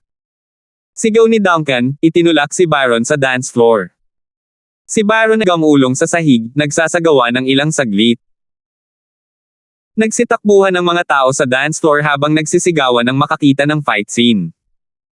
Sa una, si Baron ay natigilan. Ngunit tumayo siya, gustong ituro ang kanyang daliri kay Duncan para sigawan siya. Walang alinlangan, ang kanyang kaalaman sa mga posibleng kahihinatnan ng pakikialam sa angkan ng Lee ang nag-alinlangan sa kanya. Kaya sa halip na sumigaw, mamulong siya, ikaw, bakit mo ako sinaktan?" Nang walang pakialam sa kanyang sariling reputasyon, dumura si Duncan. Naglakas loob kang purihin ang pangalan ni Justin at tanungin pa kung sino siya. "At ano ako, dahil kasama ko siya ngayon? Sa palagay ko ay hindi ka pa nakontento. Lumapit ka sa akin kung hindi ka nasisiyahan. Dahil sinampal ka na ni Old Gibson noon, baka ngayon na ang turn ko." Ang mga nakapaligid sa kanila ay nagtapon ng takot ngunit nakakaawang mga tingin kay Baron. Kahit na ang Yan clan ay isa rin sa 4 na dominanteng clans, si Baron ay hindi Brayden. Kahit gaano pa siya bugbugin ni Duncan, hindi iyon mahalaga dahil hindi niya ito kapatid. Ngunit mayroong higit pa sa ulo ng mga bystander. Malinaw na ipinakita ni Duncan na siya ay nasa panig ni Justin. Nangangahulugan ba iyon na maaari niyang baliwalain ang Nigel clan para sa binatang ito? Sino itong binata? Tandang pananong. Ang mga tao sa paligid niya ay nag-iisip ng mga posibilidad ngunit hindi sila makaisip ng sagot. Gusto ni Karina na umakyat sa entablado para kumanta ng ilang kanta. Gayunpaman, nang makita ang kaguluhan sa kanyang mga upuan, sumugod siya sa kanila at nakita si Gareth. Dahil alam niyang hindi niya ito gustong sabihin, nagtago siya sa likod ni Karen sa pag-asam ng laban na maaaring mangyari. Baka sa mukha ni Gareth ang pagkalungkot at pag-aalala. Masasabi niya na ang pag-uugali ni Duncan ay isang indikasyon ng relasyon sa pagitan ng Gibson at Lee clan sa hinaharap. Hindi ito magandang balita sa kanyang paningin. Kahit na ang kanyang angkan ang pinakamakapangyarihan sa sandaling ito, hindi iyon nangangahulugan na ito ay magtatagal magpakailanman. Pagkatapos ng lahat, hindi siya kailanman makikipagkasundo kay Justin. Para kay Duncan, wala siyang mga karaniwang interes sa kanya at ipinakita ng mga mapagkakatiwalaang source na sila ni Justin ay madalas na nakikipag-ugnayan. Dahil dito, nag-iisa ang Nigel clan. Habang ang lalaking susunod sa pila na uupo sa master seat, nagtanim ito ng pag-aalala sa kanyang isipan. Nangangatog ang mga tuhod ni Baron. Ang pagpili ng isang away kay Duncan ay maaaring patunayan na siya ay baliw o hindi kapani-paniwalang hanggal. Sa huli, pinangangalagaan niya ang kanyang sarili gamit ang katawan ni Gareth na parang duwag. Nakiusap siya, "Sir, maaari mo ba akong tulungan? Walang paraan na makaligtas ako kahit isang sampal mula kay Duncan." Tiningnan siya ni Gareth ng masama. Kung hindi dahil sa kapangyarihan ng angkan ng yan at sa kakayahan ni Brayden na kontrolin ang ugali ni Duncan, hindi niya sana isinama si Baron ngayon. Gayunpaman, mas lalala lang kung nasaktan niya si Baron doon at pagkatapos. Nang walang pagpipilian, sinabi niya ng hindi sinasadya, "Brother Lee, sa palagay ko, dapat na natin itong hayaan ngayon, hindi ba?" Bueno, dahil nakiusap si Mr. Nigel sa ngalan niya, hahayaan ko na, pinunan ni Duncan. Biglang nagsalita si Justin, "Teka, hindi ko pa siya napapatawad." Pagkatapos na lumabas ang mga salita sa kanyang bibig, nanigas ang mga katangian ni Gareth. Isang ulap ng galit ang bumalot sa kanyang mukha. Halatang galit siya na pinahiya lang siya ni Justin sa publiko. Malumanay na sinabi ni Justin, "Ngayon lang, ininsulto ako ni Baron. Ngayon, humingi ka na ng tawad kay Duncan sa ngalan niya. Ibig sabihin, dapat din akong makakuha ng isa. Kung hindi ako makakarinig ng paghingi ng tawad ngayong gabi, walang aalis sa lugar na ito." Ilang mga tao sa kanilang paligid ay napabuntong hininga, huminga ng malakas. Lahat siguro iniisip, masyadong mayabang ang lalaking ito, no? Sinong nasa tamang pag-iisip ang hihingi kay Gareth na humingi ng tawad sa publiko?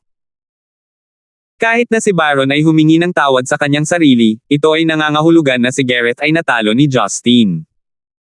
Mawawala ang ego niya. Gayunpaman, hindi ito pinabayaan ni Justin ng ganoon kadali. Bagamat umaasal ng maamo mula nang siya ay bumalik sa bansa, hindi ibig sabihin na maaaring insultuhan siya ng mga tao at pagkatapos ay malayang umalis dito. Lalo na hindi yung mga taong ayaw niya. Sir Gibson, why make a big deal out of this? Hindi ba humihingi iyon kaunti? Tanong ni Gareth sa malalim na boses. Hindi ako judge. Hindi ko kailangang protektahan ang imahe ko. Dahil ang tingin mo sa akin ay isang gangster, so be it, malakas na bulalas ni Justin. Nasa Central City ka, hindi Stonegate, pagbabante ni Gareth, na nagpapahiwatig na ang Nigel clan ay may di masusukat na kapangyarihan, dito sa Central City. Kumakaway ang kanyang mga kamay upang ipakita ang kanyang kawalang interes, bumantong hininga si Justin. Mayroon kaming ganap na magkakaibang pananaw tungkol dyan. Inihahambing mo ang Central City at Stonegate habang nakikita ko ang dalawa bilang dalawang estado sa Zeneca. Wala akong pakialam, talaga. Ang mga bystanders ay umiling at nagpalitan ng kanilang mga iniisip sa pananahimik na boses. Karamihan sa kanila ay nag-akala na si Justin ay isang walang ingat, mapusok na tao na hindi nakakaalam. Sa kabilang banda, binigyan ni Duncan ng thumbs up si Justin habang kumikindat. Pinagmamasdan ni Karina ang buong sitwasyon ng may pinanibik at pinanibik. Gayunpaman, nakakunot ang noo ni Karen. Nagsimula siyang mag-alala ng bahagya sa mga bagay na maaaring gawin ni Justin upang makuha ang kanyang paraan. Pinagpapawisan ng manager ng nightclub. Hindi niya sinubukang pigilan ang eksena, o magsalita. Ang mga lalaking ito ay mga taong hindi niya kayang masaktan. Ang inaasahan lang niya ay walang karahasan na magaganap. Nanigas ang mukha ni Gareth. Sabi niya, "Justin, sa tingin mo matatakot ako sa iyo dahil sa katayuan mong Gibson kamakailan. Dito sa Central City, mas marami pa akong magagawa kaysa sa inaakala mo. Sa tingin ko mali ang pagkakaintindi mo. Ang pagiging Gibson ay walang kinalaman dito," sabi ni Justin habang ginagamit ang kanyang mga daliri para tumutol. "Gayun din, ayaw ko kapag pinagbantaan ako ng mga tao." Siyempre, hindi siya susuko ni Gareth. Siya ay pinahiya sa publiko, na ginawa ang kanyang panloob na apoy na galit. "Patuloy kang mangarap. Hahayaan ko ito para sa kapakanan ni Brother Lee. At gusto kong ipaalam sa iyo, ipagpapatuloy ko ang paghabol kay Marian sa Stonegate. Hinding-hindi ako susuko at wala kang magagawa tungkol dito." Siya ay nagngangalit, ang kanyang galit ay nilalamon siya sa apoy. Lahat ng kinasusuklaman niya kay Justin ay lumabas sa kanyang bibig. Sa kanyang mga mata, ang hindi kapani-paniwalang-walang awa na lalaking ito ay ang asawa ng kanyang mahal sa buhay. Marami pa siyang dilag sa tabi niya. Dahil dito'y nababalot ng selos at puot ang kanyang loob. Pagkatapos ay kumalma si Justin, tumawa ng masama. Ito naman talaga ang gusto mong sabihin, di ba? Si Garrett ay mukhang mabangis, ang kanyang mukha ay nakakatakot. So what if it is? Mapapayakap ko siya balang araw. Hindi naunawaan ng mga nagmamasid ang sitwasyon, ngunit naunawaan ng magkapatid na Collins. Nagulat sila, nalaman nila kung bakit pinipilit ni Justin si Garrett, ipinahayag niya sa publiko ang kanyang pagmamahal kay Marian. Pagkatapos magsalita para sa kanyang sarili, ibinaba ni Garrett ang kanyang braso upang akayin ang kanyang kasama palayo sa kanilang nakareserbang upuan. Gayunpaman, bago pa man niya magawa ang kanyang pangalawang hakbang, naramdaman niya ang isang hindi kapani-paniwalang malaking puwersa na dumidiin sa kanyang katawan. Pakiramdam niya ay nanlalambot ang lahat ng kanyang mga buto, ang kanyang mga tuhod ay bumagsak sa ilalim ng hindi nakikitang pagdagsa ng enerhiya. Parang isang malaking bato ang dumapo sa kanya. Siya ay umubo at humihingal, huminga ng mas mabilis at malalim. Namumula ang kanyang mukha, ngunit nanginginig ang kanyang katawan sa bigat ng puwersa. Nagsimula siyang sumandal, lumuhod sayang. Sa wakas, ang kanyang huling onsa ng lakas ay nakatakas mula sa kanyang katawan. Bumagsak siya, magkadikit ang magkabilang tuhod at kamay sa sahig, ganap na nakaluhod. Naghiyawan ang lahat sa paligid nila. Hindi sila makapaniwala kung paano lumuhod si Garrett nang wala saan. Dahan-daang tumayo si Justin. Dahil hindi ka makahingi ng tawad gamit ang mga salita, lumuhod ka. At saka, dapat mong baliwalain ang iyong mga intensyon. Kung hindi, sa susunod, hindi na ito kasing simple ng pagluhod. Nang matapos ang kanyang talumpati, nagsimulang humakbang si Justin patungo sa labasan. Ang mga nagmamasid ay automatikong inilipat ang kanilang mga sarili upang bumuo ng isang landas para sa kanya, nang walang lakas ng loob na sabihin ang anumang bagay. Ang tanging naroon ay ang tunog ng musika sa kapaligiran. Walang alinlangan, nabawasan ang mood ng magkapatid na Collins pagkatapos ng senaryo. Sinundan nila si Justin palabas ng nightclub. Hanggang sa magsara na ang pinto nang maalis ang car goddess sa katawan ni Garrett. After a long pause, tumayo siya. Walang nakatingin sa kanya sa mata, iniwan siya sa isang bilog ng kadiliman, ang lamig ay nakakatakot at nanlamig hanggang sa kaibuturan. Para kay Justin, ang kanyang kalooban ay hindi lumiwanag kahit kaunti. Sinenyasan niya si Duncan na bumalik ng mag-isa. Kinuha ang magkapatid na Collins, nagsimula siyang maglakad pabalik sa kanilang bahay. Sa pagkakataong ito, si Karen ang nakaupo sa passenger seat. Tumingin siya kay Justin at sinabing, sinasadya mong kunin si Garrett, hindi ba? Sa normal na mga pangyayari, haharapin mo muna si Baron. Kaya halatang halata na pinipili mo si Garrett. Huminga ng malalim si Justin at tumango. Mukhang kilalang kilala mo ako. Bakit? Dahil ba hinahabol niya si Marian? Tanong ni Karen. Mapait na ngumiti si Justin. Kung may mga lalaking susunod sa inyong dalawa, ganoon din ang magiging reaksyon ko. Partikular kung pinilit siya para ilabas ang katotohanan. Dahil hindi siya sumuko, nangangahulugan lamang iyon na maraming bagay ang hindi pa natatapos. Hindi ko maintindihan. Wala kang dapat ipag-alala pagdating sa kanya. Kahit na hinahabol niya si Marian, duda ako na kompetisyon siya, curious na tanong ni Karen. Umiling siya at ngumiti. Maraming bagay ang mauunawaan mo sa lalong madaling panahon. Hindi siya basta-bastang kompetisyon, hindi siya dapat umiral. Sa katunayan, kinuha siya ni Justin ng may malinaw na motibo. Gusto niyang tukuyin kung natuklasan ni Garrett ang katotohanan tungkol sa relasyon nila ni Marian. Sa ngayon, parang wala pa siya.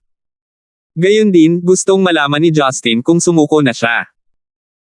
Sa pagkakaroon ng gayong kakompetensya, ang mga mapanganib na bagay ay maaaring mangyari sa malapit na hinaharap.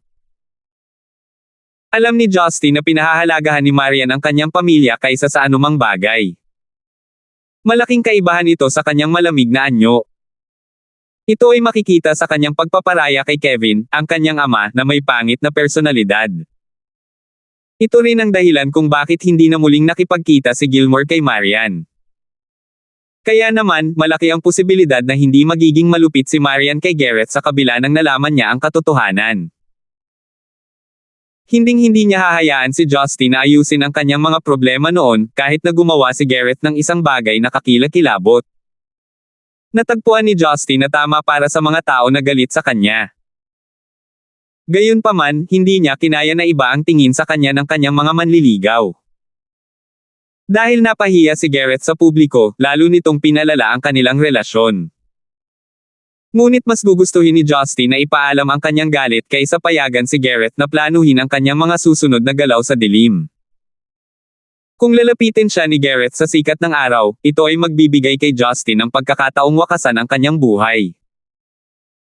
Nang malapit na ang sasakyan sa kanilang bahay, tinanong ni Justin si Karen, "Karen, anong petsa ngayon?" Hindi na hinintay ang sagot ni Karen, sinabi ni Karina, "Ikatlo na ngayon ng Mayo." Lahat ay nagdiriwang ng araw ng paggawa. Kaya naman malayang pumunta si Garrett at ang kanyang mga kasama sa nightclub. Pero bakit mo tinatanong? Iniisip ni Justin ang kanyang ulo. Bulong niya sa sarili, napakabilis. Dapat talaga akong bumalik ng mas maaga.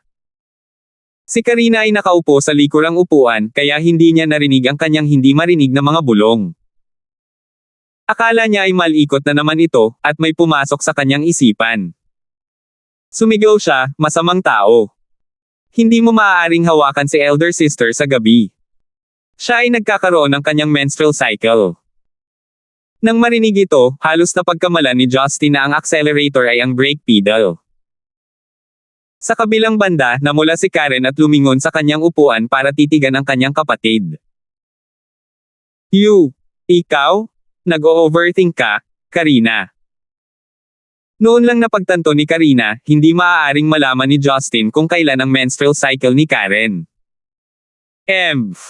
Palagi siyang pervert. Kaya lang. Akala ko wala siyang silbi, paumanhin ni Karina. Iniwas niya ang kanyang ulo upang maiwasang tumingin sa kanila. Inaasahan, ang kanyang mga salita ay nag-apoy sa tiyan ni Justin. He licked his lips and said smiling, "Karina, great job reminding me. But it's alright, I still have you." Ang puso ni Karina ay bumilis ng 1,000 beses. Ang kanyang karaniwang ligaw na sarili ay naging mahiyain sa harap ng kanyang sariling kapatid. Tungkol naman kay Karen, hindi siya nang ahas na ipagpatuloy ang pakikinig sa kanilang usapan. Ang kanyang mukha ay naging malalim na kulay rosas habang nakapikit ang kanyang mga mata. Nang makabalik na sila sa tirahan ng Collins, bumaba silang tatlo sa sasakyan. Nakayuko pa rin si Karina para maiwasan ang pagtingin kay Justin. Mukhang sa bahay niya ito magdamag. Paano kung gabi na siya pumunta sa kwarto niya? Papasukin ba niya siya? Nag-aalala siya, ngunit may bakas ng pananabik sa gitna ng kanyang emosyon. Gayunpaman, si Karen ay nalilito at hindi alam kung ano ang sasabihin. Kamakailan lang ay ipinahayag niya ang kanyang nararamdaman para kay Justin. Paano niya haharapin ang buhay pag-ibig ng kanyang kapatid kasama ang lahat ng mga kaiyahiyang bagay na darating? Sa pagtingin sa kakaibang ekspresyon ng magkapatid, pinigilan ni Justin ang sarili na tumawa. Inaabangan niya ang gabi sa kwarto ni Karina nang tumunog ang kanyang telepono bago pumasok sa bahay. Kinuha ang kanyang telepono mula sa bulsa, nakita niya ang caller ID na may mga salitang Franklin Payton. Ang pagtawag sa ganitong oras ng gabi, dapat ay isang apurahan. Kaya naman, agad itong kinuha ni Justin. "Masama, Direktor," sabi ni Franklin, nang hindi siya binati. "May problema si Miss Lucille Lysander. 661. Ang puso ni Justin ay tumibok sa pag-aalala. Pinatibay niya ang kanyang boses upang mapanatili ang isang antas ng kalmado bago sinabing, hindi makakatulong ang pagkataranta sa sitwasyon. Umabot lang sa punto. Napagtanto ni Franklin na nawawalan siya ng kontrol sa kanyang emosyon at kinaalma niya ang kanyang sarili bago ibalik ang nangyari kay Justin. Sa nangyari, pupunta sana si Lucille sa isang kumpanya ng media sa Central City ngayong gabi para dumalo sa mga talakayan tungkol sa paggawa ng kanyang music video. Kahit na hindi siya lalabas sa music video dahil sa kanyang mahinang pagganap, kailangan pa rin niyang dumalo sa mga talakayan anuman. Ang isa sa mga pinakatanyag na lokal na direktor, si Spencer Law, kasama ang isang batang babaeng modelo, si Riza Brown, ay inanyayahan na lumahok sa mga talakayan. Ang modelo ay isang napakarilag na babae na tumupad sa lahat ng pamantayan para magbida sa music video. Hindi lang iyon, naging kampiyon din siya ng North Zenica Beauty Pageant na nagkataon na naghahanap ng paraan para sumikat ang sarili sa entertainment scene. Ang music video ni Lucille ay ang perpektong pagkakataon para sa kanya na magsimula sa industriya. Naging maayos ang lahat para sa natitirang araw. Hindi nagtagal, natapos na ang mga talakayan para sa music video. Ang lahat ng mga empleyado ay bumaha sa gusali, handa nang umuwi. Dahil ito ang unang pagkakataon na makilala ni Lucille ang lahat ng mga bagong taong ito, hindi siya makapagsalita sa buong talakayan at hindi siya makapag-ipon ng lakas ng loob na magdahilan sa kanyang sarili na pumunta sa banyo. Nang matapos ang mga talakayan at halos lahat ay umalis na, pumunta si Lucille sa banyo. Gayunpaman, habang siya ay naghahanda na makipag-regroup kasama ang iba pa niyang mga kasamahan, narinig ni Lucille ang ilang kaibang tunog na nagmumula sa pangunahing conference room.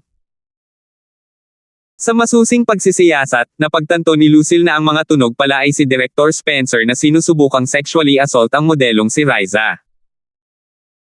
Kahit na nakaramdam ng kahihiyan si Lucille sa sitwasyon, ang kanyang inosente at walang muwang na sarili ay napilitang tulungan si Riza na makatakas mula sa kanyang pagdurusa.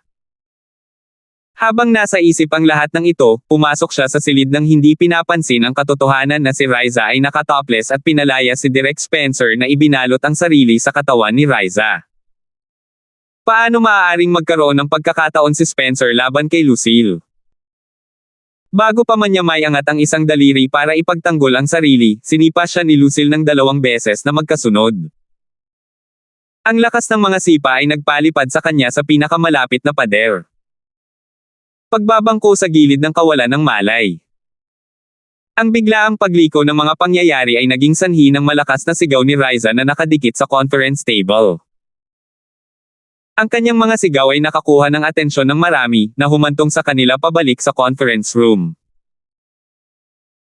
Nang dumating ang mga empleyado at security sa conference room, wala ni isa sa kanila ang ganap na nakaunawa sa sitwasyon dahil nakasuot na ng maayos si Riza habang si Director Spencer ay nakahiga pa rin sa sahig na mukhang bogbog sarado. Nang buhatin ng mga empleyado si Spencer, nagalit siya at nagsimulang manginsulto kay Lucille. Sinabi niya sa lahat na hindi sinasadyang pumasok si Lucille at random na binugbog siya noong tinatalakay niya ang ilang isyu tungkol sa script kay Riza. Sa puntong iyon, ito ay hindi gaanong lihim para sa kung ano ang nawala.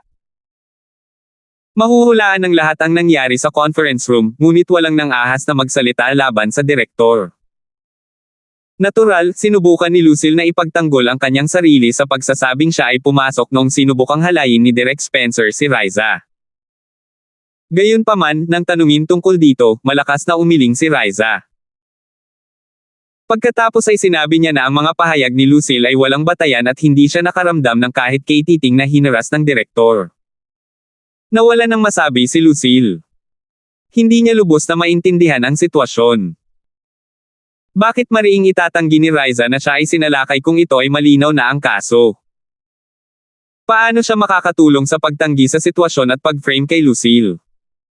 Pagkatapos, kahit gaano pa nakiusap si Franklin at ang iba pa mula sa Yellow Entertainment kay Spencer, tumanggi ang direktor na umatras at nakipag-ugnayan pa sa mga awtoridad upang dalhin si Lucille sa istasyon ng pulisya.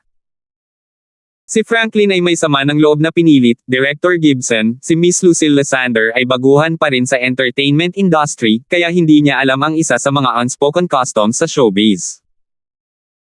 Susubukan ng mga modelo na makapasok sa magagandang libro ng isang direktor sa anumang paraan na kinakailangan. Bagaman ang custom na ito ay hindi gaanong lihim, malamang na narinig ni Miss Lucille Lysander na ang kalapitang mababa ang lipad na si Riza ay bumubulong ng ilang mahinang pagtutol sa direktor sa kainaitan nito. Maaaring napagkamalan niya ito bilang aktwal na pagtutol. Alam niya, ang kanyang pakiramdam ng hustisya ay malamang na higit pa sa kanya, kaya siya ay nauwi sa pagsipa sa puwit ni Direk Spencer, dagdag niya. Malamang na hindi siya masyadong nasiyahan sa kanyang pagkok-block sa kanya sa isang pampublikong paraan, bagaman malinaw na sinusubukan ni Franklin na pagaanan ang sitwasyon, ngunit madaling marinig ni Justin ang panginginig sa kanyang boses. Malamang na mabahiran nito ang reputasyon ni Riza at posibleng wakasan ang kanyang karera. Hindi nakakagulat na asar din siya. Diretsyong sumakay muli si Justin sa kotse. Pagkatapos ng maikling paliwanag kina Karina at Karen, umalis siya at nagtanong, nasaan si Lucille ngayon? Siya ay nakakulong sa punong tanggapan ng pulisya sa Central City. Ang aming mga empleyado ay lahat ay pinagkaitan ng akses na makipagkita sa kanya kaya naisipan naming kumuha ng abogado. Ngunit tila walang gustong makibahagi sa isang taunan, malungkot na tugon ni Franklin. Bakit? Tinukoy ni Justin ang lokasyon ng punong tanggapan salamat sa inbuilt GPS function ng kotse. Ipinaliwanag ni Franklin, minor de edad lang ang ginagampanan ni Riza sa video. Hindi naman talaga siya nagtataglay ng malaking impluwensya sa kanyang sarili. Si Spencer naman, at ang kanyang kapatid na babae, ay hindi mga taong maaaring takasan ng sinuman pagkatapos masaktan. Sinabi ko sa iyo na itigil ang pag-uusig tungkol sa Bosch. Ang boses ni Justin ay puno ng iritasyon, at ang kanyang noo ay nakakunot. Okay. Napalunok si Franklin at nagpatuloy, ang kapatid ni Spencer, si Carmela Lo, ay ang panganay na anak na babae mula sa angkan ng law ng Central City. Siya rin ay asawa ni Premier Gilmore at isang mataas na opisyal. Carmela Lo. Sino ang makakakala na pagkatapos turuan ni Justin ng leksyon si Gareth, magkakaroon din siya ng karne ng baka kasama ang tiyuhin ni Gareth. Director Gibson, to be honest with you, walang hanggal na manggulo sa Nigel clan. Tinanggihan ng lahat ng abogado ang mga alok namin sa sandaling nalaman nila kung ano ang pinapasok nila. Ikaw ang huling pag-asa namin, Direktor. Alam ni Franklin ang hindi pangkaraniwang background ni Justin, ngunit hindi niya alam ang buong lawak nito. Ngunit ito ay hindi mahalaga dahil ito ang kanyang huling paraan. Tinapos ni Justin ang tawag at naiwan siyang puno ng galit sa loob niya. Sa simula, itinatag ni Marian ang kumpanya ng entertainment para sa kapakinabangan ni Lucille at hinirang siya bilang direktor sa bahagi upang bantayan si Lucille. Ngunit kahit na hindi nila mahuhulaan ang lahat, bukod sa mga usapin ni Flores, si Lucille ay nakakulong pa rin sa himpilan ng pulisya. Karaniwan, kung ito ay isang walang kabuluhang problema, si Abbas Morgana ay inasikaso na ito ng palihim. Gayunpaman, sa pagkakataong ito ay nakaharap nila pareho ang Nigel clan at ang Law clan, kaya hindi nila masisisi si Abbas Morgana na wala ring ginawa. Sa sandaling iyon, tumunog ang telepono ni Justin at isang hindi kilalang numero ang nag-flash sa screen. Tahimik na sinagot ni Justin ang tawag. Abbas Morgana, hindi ko hahayaang magkaroon ng anumang pinsala si Lucille, kaya't mangyaring I-cut diretso sa paghabol. Ang tumatawag ay si Abbas Morgana. Nakatanggap lang siya ng balita at nalaman na ang kabilang partido ay si Spencer. Bagamat ay nagdamdam na ang kanyang sariling apo ay naaresto, kailangan pa rin niyang protektahan ang humihina ng Lin clan. Wala siyang ibang pagpipilian kundi ipagkatiwala ang mga pampublikong usapin sa mga kamay ni Justin. Ako rin, nadidismaya. Ang potensyal na mawala sa isyo ay higit pa sa kayang tiisin ng angkan ng Lysander.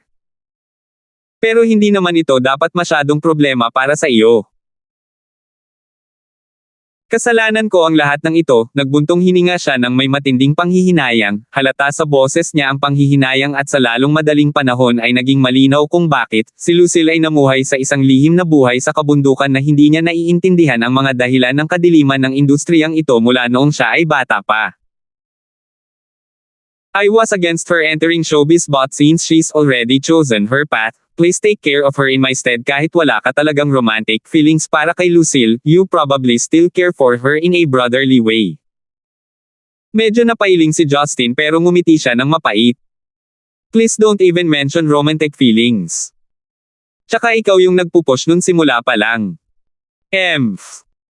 Well, totoo man o hindi, maaari mong pag-isipan ito ng mag-isa, malamig na tugon ni Abbas Morgana at ibinaba ang telepono.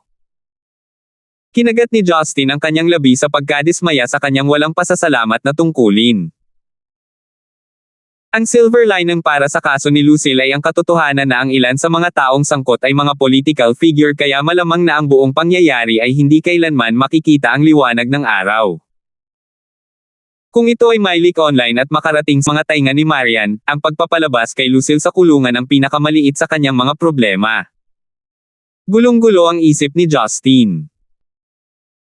Hindi ba't pinabura na niya ang matandang bastard na si Ron sa pamamagitan ng pagpayag sa kanya na pumili ng isang pangkat ng mga katulong para kay Lucille at ililipad sila sa Zenica?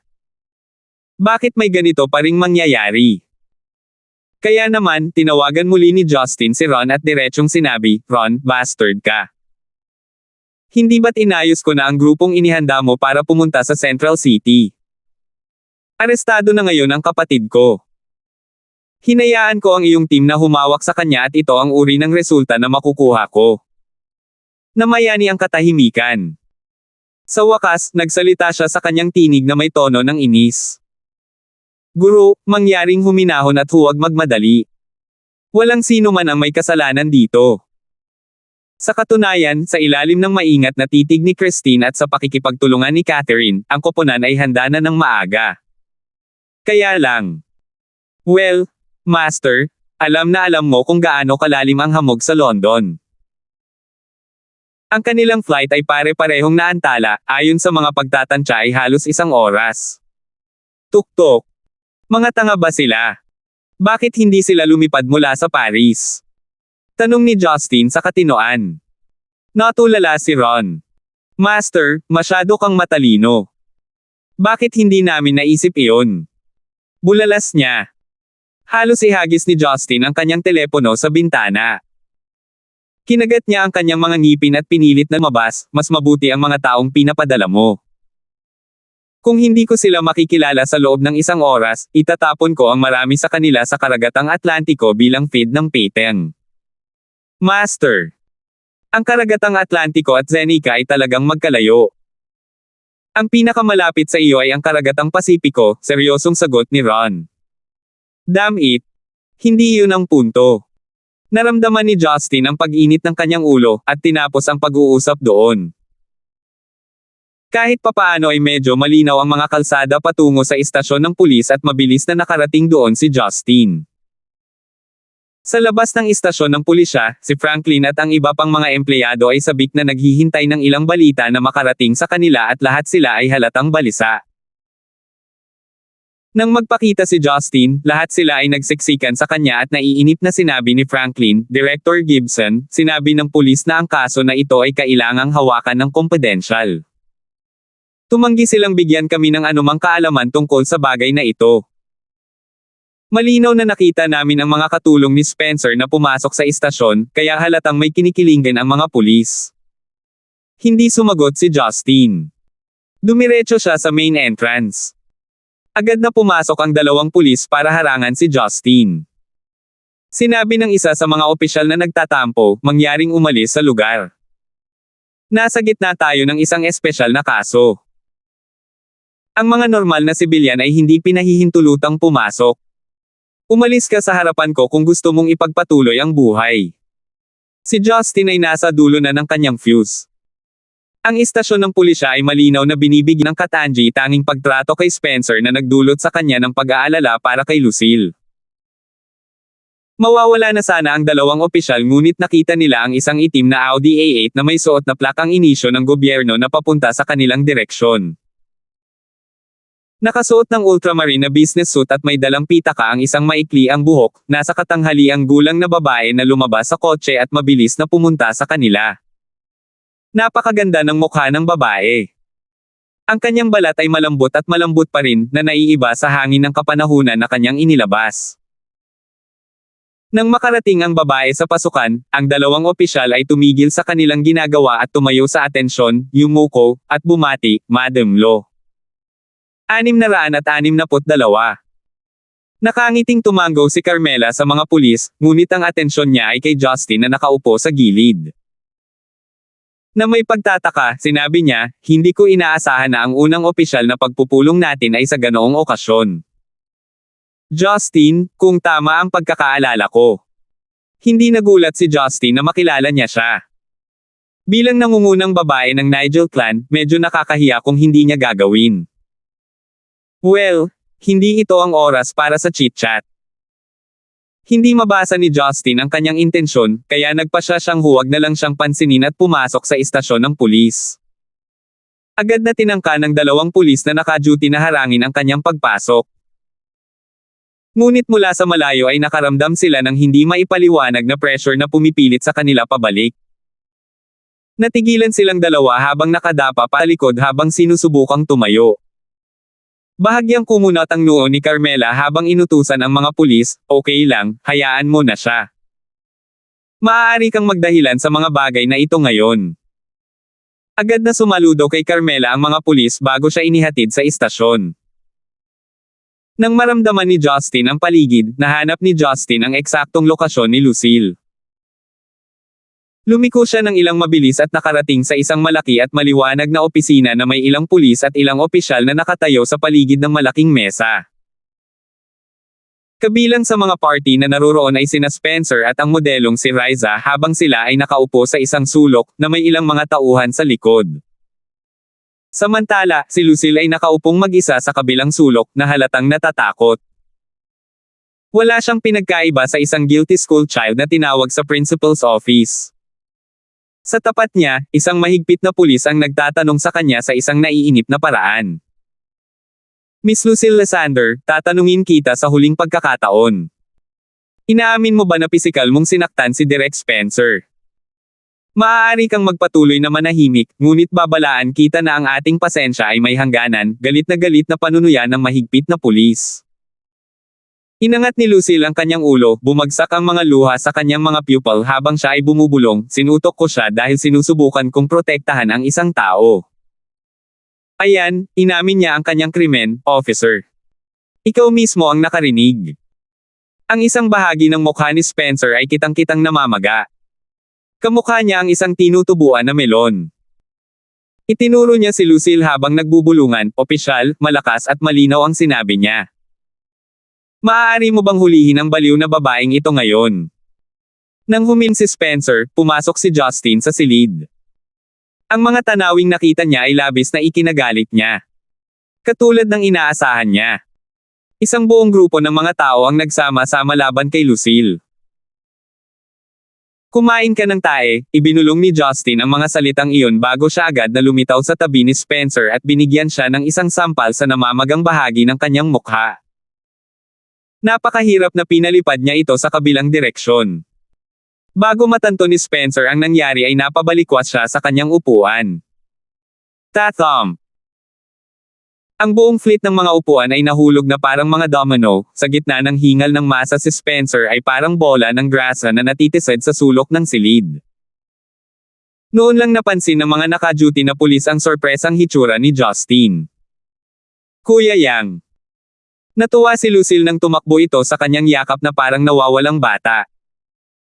Nanginginig pa rin ang katawan niya sa takot sa mga pangyayari kamakailan. Niyakap siya ni Justin gamit ang isang braso. Magiging maayos ka. Masiglang tumango si Lucille habang pinupunasan ang mga luha sa kanyang mga mata. Pumasok si Carmela sa opisina nang nasaksihan niya ang paghampas ni Justin sa mukha ng kanyang kapatid. Ang kanyang marangal na anyo ay agad na napalitan ng puot habang nakatitig kay Justin bago tumakbo para alagaan ang kanyang kapatid. Sheng, okay ka lang. Nag-aalalang inalagaan siya ni Carmela. Napansin ni Spencer ang presensya ng kanyang kapatid at agad na napaluha. Walang makapagsasabi kung sila ay tunay na luha. Elder sister, sa wakas nandito ka na. 2 beses na akong sinaktan ngayon. 2 beses. Kailangan mo akong ipaghiganti. Kinilabutan ng pulis sa presensya ng misis ng premier, lalo na nang bugbugin ang kaisa-isang kapatid nito sa himpilan ng pulisya. Kung magpasya siyang magsampa ng kaso, mababaliw sila. Gayunpaman, pinatahimik siya ni Carmela habang malamig na sumagot, hindi ko alam na maaaring manakit ang mga biktima sa mga istasyon ng pulisya. Ganyan na ba ang mga interogasyon mo ngayon? Chief Lo? Mangyaring huwag magkamali. Arestuhin namin kaagad ang hamak na ito. Pawis na pawis ang mahigpit na opisyal ng agad niyang inutusan ang mga pulis na naka-duty, ano pa ang hinihintay ninyo? Arestuhin siya. Batid ng 8 iba pang pulis na naka-duty sa tindi ng insidente.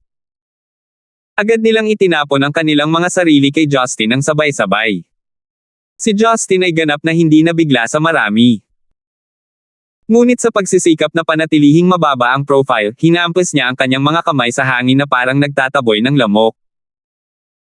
Ang kanyang mga aksyon kahit na maliit, ay tinaboy ang mga sinanay na pulis na parang langaw habang sila ay inihagi sa mga sulok ng opisina. Panik at confusion ang mga reaksyon na nakalap niya mula doon. Maging si Carmela ay naalarma sa pagbaliwala ni Justin sa puwersa ng pulisya. Sa Central City, ang isang pagkilos ng pagsalakay laban sa puwersa ng pulisya ay maaaring mangahulugan ng isang alitan laban sa buong puwersa ng pulisya ng bansa. Kapansin-pansin ang venue nito bilang punong tanggapan ng pulisya ng Central City, kaagad pagkatapos pinalipad ni Justin ang mga pulis, isang organisadong tropa ng 200 armadong pulis ang nagmarcha papasok sa opisina. Gamaan ang pakiramdam ng pulis dahil bumabalik ang tubig sa kanya. Naalala niya ang kanyang pistol sa kanyang sinturon habang ibinubunot niya ito at itinutok mismo kay Justin, bago siya tuya, wala akong pakialam kung ano ka. Pero mas marami ka na ngayon. Sumuko ka na ngayon o hindi tayo magpipigil. Pinalibutan ng mga armadong pulis si Justin sa isang pormasayon habang itinataas nila ang kanilang mga armas. Anumang galaw mula kay Justin ay magreresulta sa pagputok ng kanyang ulo. Si Justin ay may kinang lungkot sa kanyang mga mata. Ngumiti siya kay Lucille sa kanyang mga bisig. Lucille, natatakot ako na kailangan kong pumatay muli ngayon. Nagulat si Lucille sa kanyang pahayag habang galit na galit itong umiling. Hindi Kuya Gibson, dapat nating pag-usapan ito. Makakakuha tayo ng abogado na magpiyansa sa atin. Kung papatayin mo ang isang tao dito, malalagay tayo sa malaking problema. Ang pagpatay sa mga taong ito ang huling paraan ko. Pero mukhang nasa posisyon na tayo para humingi ng abogado. Si Justin ay bigong bumantong hininga. Sa sandaling ito, biglang binago ni Carmela ang kanyang saloobin habang binigyan niya si Justin ng isang magalang na ngiti. Noon pa man ay gusto na kitang makilala, Justin. Hindi ako sigurado kung alam mo, pero college mate kami ng nanay mo noon. Nung nabalitaan ko na nakasama na siya ng kanyang anak na matagal nang nawala, tuwang-tuwa ako para sa kanya. Sa totoo lang, alam nating lahat na maiiwas ang mga pangyayari ngayon. Wala naman tayong mauupuan at pag-usapan. Kung guguluhin mo ang kapatid ko dahil sa isang maliit na bagay na tulad nito, hindi ba masisira nito ang mapayapang relasyon ng aming Nigel clan at ng sa iyo? Lubos naming nirerespeto ng asawa ko ang lolo mo. Alam kong lubos mong masisira ang paksang ito. Ito sa masibilisadong paraan. Kinusat-kusot ni Justin ang kanyang mga mata habang nanunuya siyang tumawa. Sinusubukan mo bang pasalamatan ako pagkatapos? Please don't overthink this, Justin. Gaya nga ng sinabi ko, dati kaming magkaklase ng nanay mo.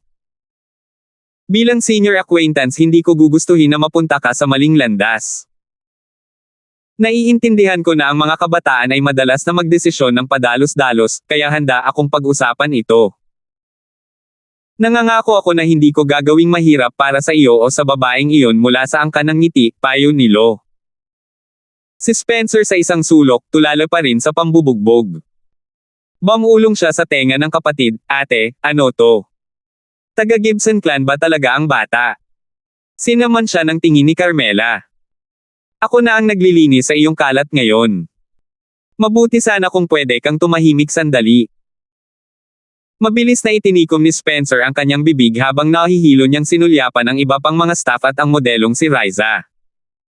Lahat sila ay halatang gulat na gulat sa pangyayari. Humajejek si Justin. I really couldn't care less about your relationship with my mom, or what your background is. But from what you know, I'm sure medyo doraf ka sa paghahanap mo sa profile ko, the intentions of which, I assume, is not that good. Tingnan mo, alam ng lahat ang tungkol sa away ko sa kaawa-awang anak mo. Kaya sa palagay ko ay malalaman mo ito sa isang paraan o iba pa. Kanina lang sa Iski Building, pinaluhod ko si Garrett sa harap ko sa harap ng lahat. Sa totoo lang, nagulat ako na hindi pa siya tumatakbo pabalik para umiyak sa iyong mga bisig. Namutla si Carmela habang inilalarawan ang eksena sa kanyang isipan. Si Garrett, anak ko, nakaluhod. Tandang pananong. Ang kanyang ngiti ng pagiging disente ay agad na naglaho, at isang bugzo ng galit ang napalitan nito. Ano, hindi na kaya? Walang planong huminto si Justin. Sinasabi ko ito sa iyo para masigurado mong naiintindihan mo na ang ating mga problema at alitan ay hindi nagmumula sa aking henerasyon. Ang ugat ng mga tunggalian ay itinanim ng mga nauna sa atin, kasama ang iyong sarili. Gusto mong pekay ng iyong mga intensyon. Well, ikaw ang bahala, ngunit hindi ako interesado. Si Lucille Lysander ay nag-iisang kapatid na babae ng aking asawa. At kung hindi mo pa napapansin, kami ay nagmamalasakit sa kanya ng husto. Siya ang aking pamilya at hanggat ako ay nabubuhay at humihinga, walang sinumang humipo sa kanya sa maling paraan. Ako ay magiging lubos na prangka sa iyo. Ang iyong kapatid na lalaki ay nasa isang napakapinong linya. Isang sulyap lamang mula sa kanya ay sapat na para patayin ko siya ngayon mismo. Sinikap ni Carmela na manatiling kalmado habang sumagot, talagang anak ka ni Rebecca. Kahit na wala ka sa Zenica para sa mas magandang bahagi ng iyong buhay, ang iyong wika ay nagpapaalala sa akin tungkol sa kanya. Gayunpaman, Justin, napakabata mo pa rin para maunawaan. Judging by the situation, even if you forcefully escort her out, according to the rule of law, I believe there is complete evidence that she physically assaulted my brother. I have more than enough evidence to press charges against her. I know she's recently been busy with a concert and an album, right? Hindi ba't nakakalungkot kung bumagsak siya sa grasya sa puntong ito ng kanyang karera? Ganun ba? Tumawa si Justin ng nakakatakot. I bet that you'll change that ridiculous thought of yours soon. 663. Ang mga salita ni Justin ay nawala sa pandinig ni Carmela at ng iba pang puwersa ng pulisya. Ngunit halatang maraming dapat isaalang-alang si Carmela bilang karagdagan sa kanyang posisyon bilang panganay na anak ng angkan ng Lo, siya ang asawa ng premier na nagkataong master din ng angkan ng Ning. Ang kanyang mga aksyon ay kailangang maingat na isaalang-alang dahil maaari silang mag-udyok ng isang hindi gustong chain reaction. Habang si Carmela ay abala sa pag-istratehiya sa kanyang susunod na galaw, isang malutong at mabilis na hanay ng mga yabag ng matataas na takong ang umalangaw mula sa pasukan ng istasyon ng pulisya. Hindi nagtagal, pumasok sa opisina ang isang matangkad at puting morena. Nakasuot siya ng itim na uniforme na may puting leggings, isang tirentas ng kulot na buhok kasama ang isang pares ng golden framed na salamin, nakahawig ng isang klasikong babaeng Caucasian. Siya ay ang ehemplo ng isang nasa katanghaliang gulang na kagandahan mula sa kanluran. Naiwan ang mga pulis sa gulo. Maging si Carmela ay nagulat sa biglang pagsulpot ng isang dayuhang babae. Inis ka ng babae ang silid ng opisina sa kanyang pagdating, at agad na tinitigan si Justin. Nang makita niya si Justin sa gitna ng karamihan, agad na nagliwanag ang kanyang mukha dahil sa tuwa. Ang kanyang wastong edukasyon sa kagandahang asal at asal, gayunpaman, ay humantong sa kanyang matikas na paglalakad patungo kay Justin bago siya yumuko at nagpakilala. Paumanhin sa pagkaantala, sir. Pinili ako ng Her Majesty Queen Catherine para tulungan ka sa kaso. Payagan akong magpakilala. Ang pangalan ko ay Laura Matero. Ako ay mula sa Linklaters Law Firm ng London.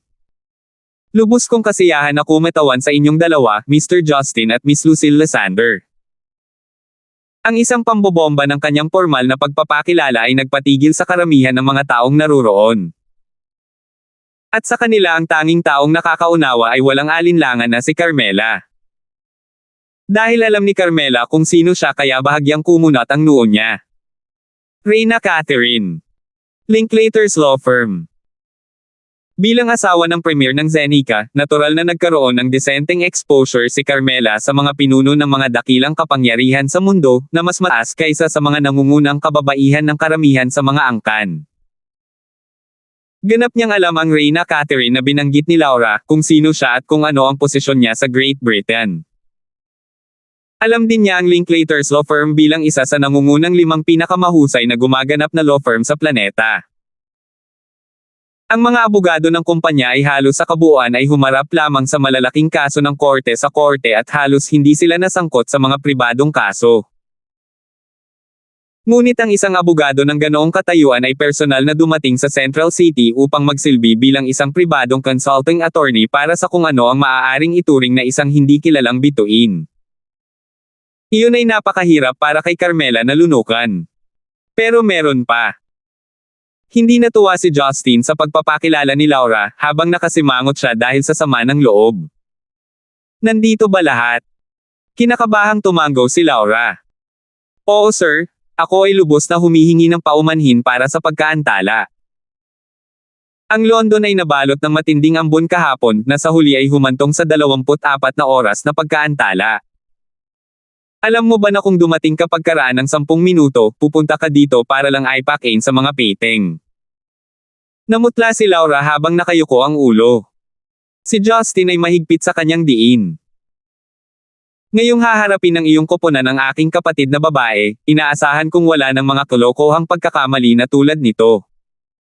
Mangyaring magkaroon ng kamalayan sa kalubhaan ng sitwasyon. Kung wala ako sa Central City ngayon, ang problema ay hindi sana naayos ng ganoon kasimple.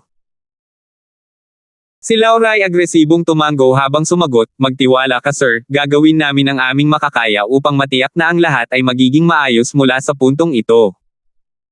Alinsunod sa aming pangako, ang lahat mula sa koponan ay pinili mula sa cream of the crop. Isang mahabang buntong hininga ang pinakawala ni Justin. Titigilan kita dyan. Tungkol sa kumpletong insight ng pangyayaring ito, naniniwala ako na dapat ay alam mo ng mabuti ang iyong pagpunta dito. Bilisan mo. Nakaramdam ng matinding ginhawa si Laura habang tinutuyo niya ang malamig na pawis sa kanyang noo. Habang nakataas ang ulo, ipinakita niya ang kanyang trademark ng ngiti ng kumpiyansa habang kaharap niya ang pulis. Sir, pwede ko bang malaman kung ikaw ang namamahala dito? Sa pagkakataong ito, lumipat si Laura sa pagsasalita ng Mandarin kahit na medyo mahirap intindihin sa kanyang mabigat na impit. Ngunit para sa karamihan, ito ay malinaw at naiintindihan. Ang mabagsik na pulis ay nauutol na sumagot na tumango, oo. Gayunpaman, nagpatuloy si Laura na nakangiti.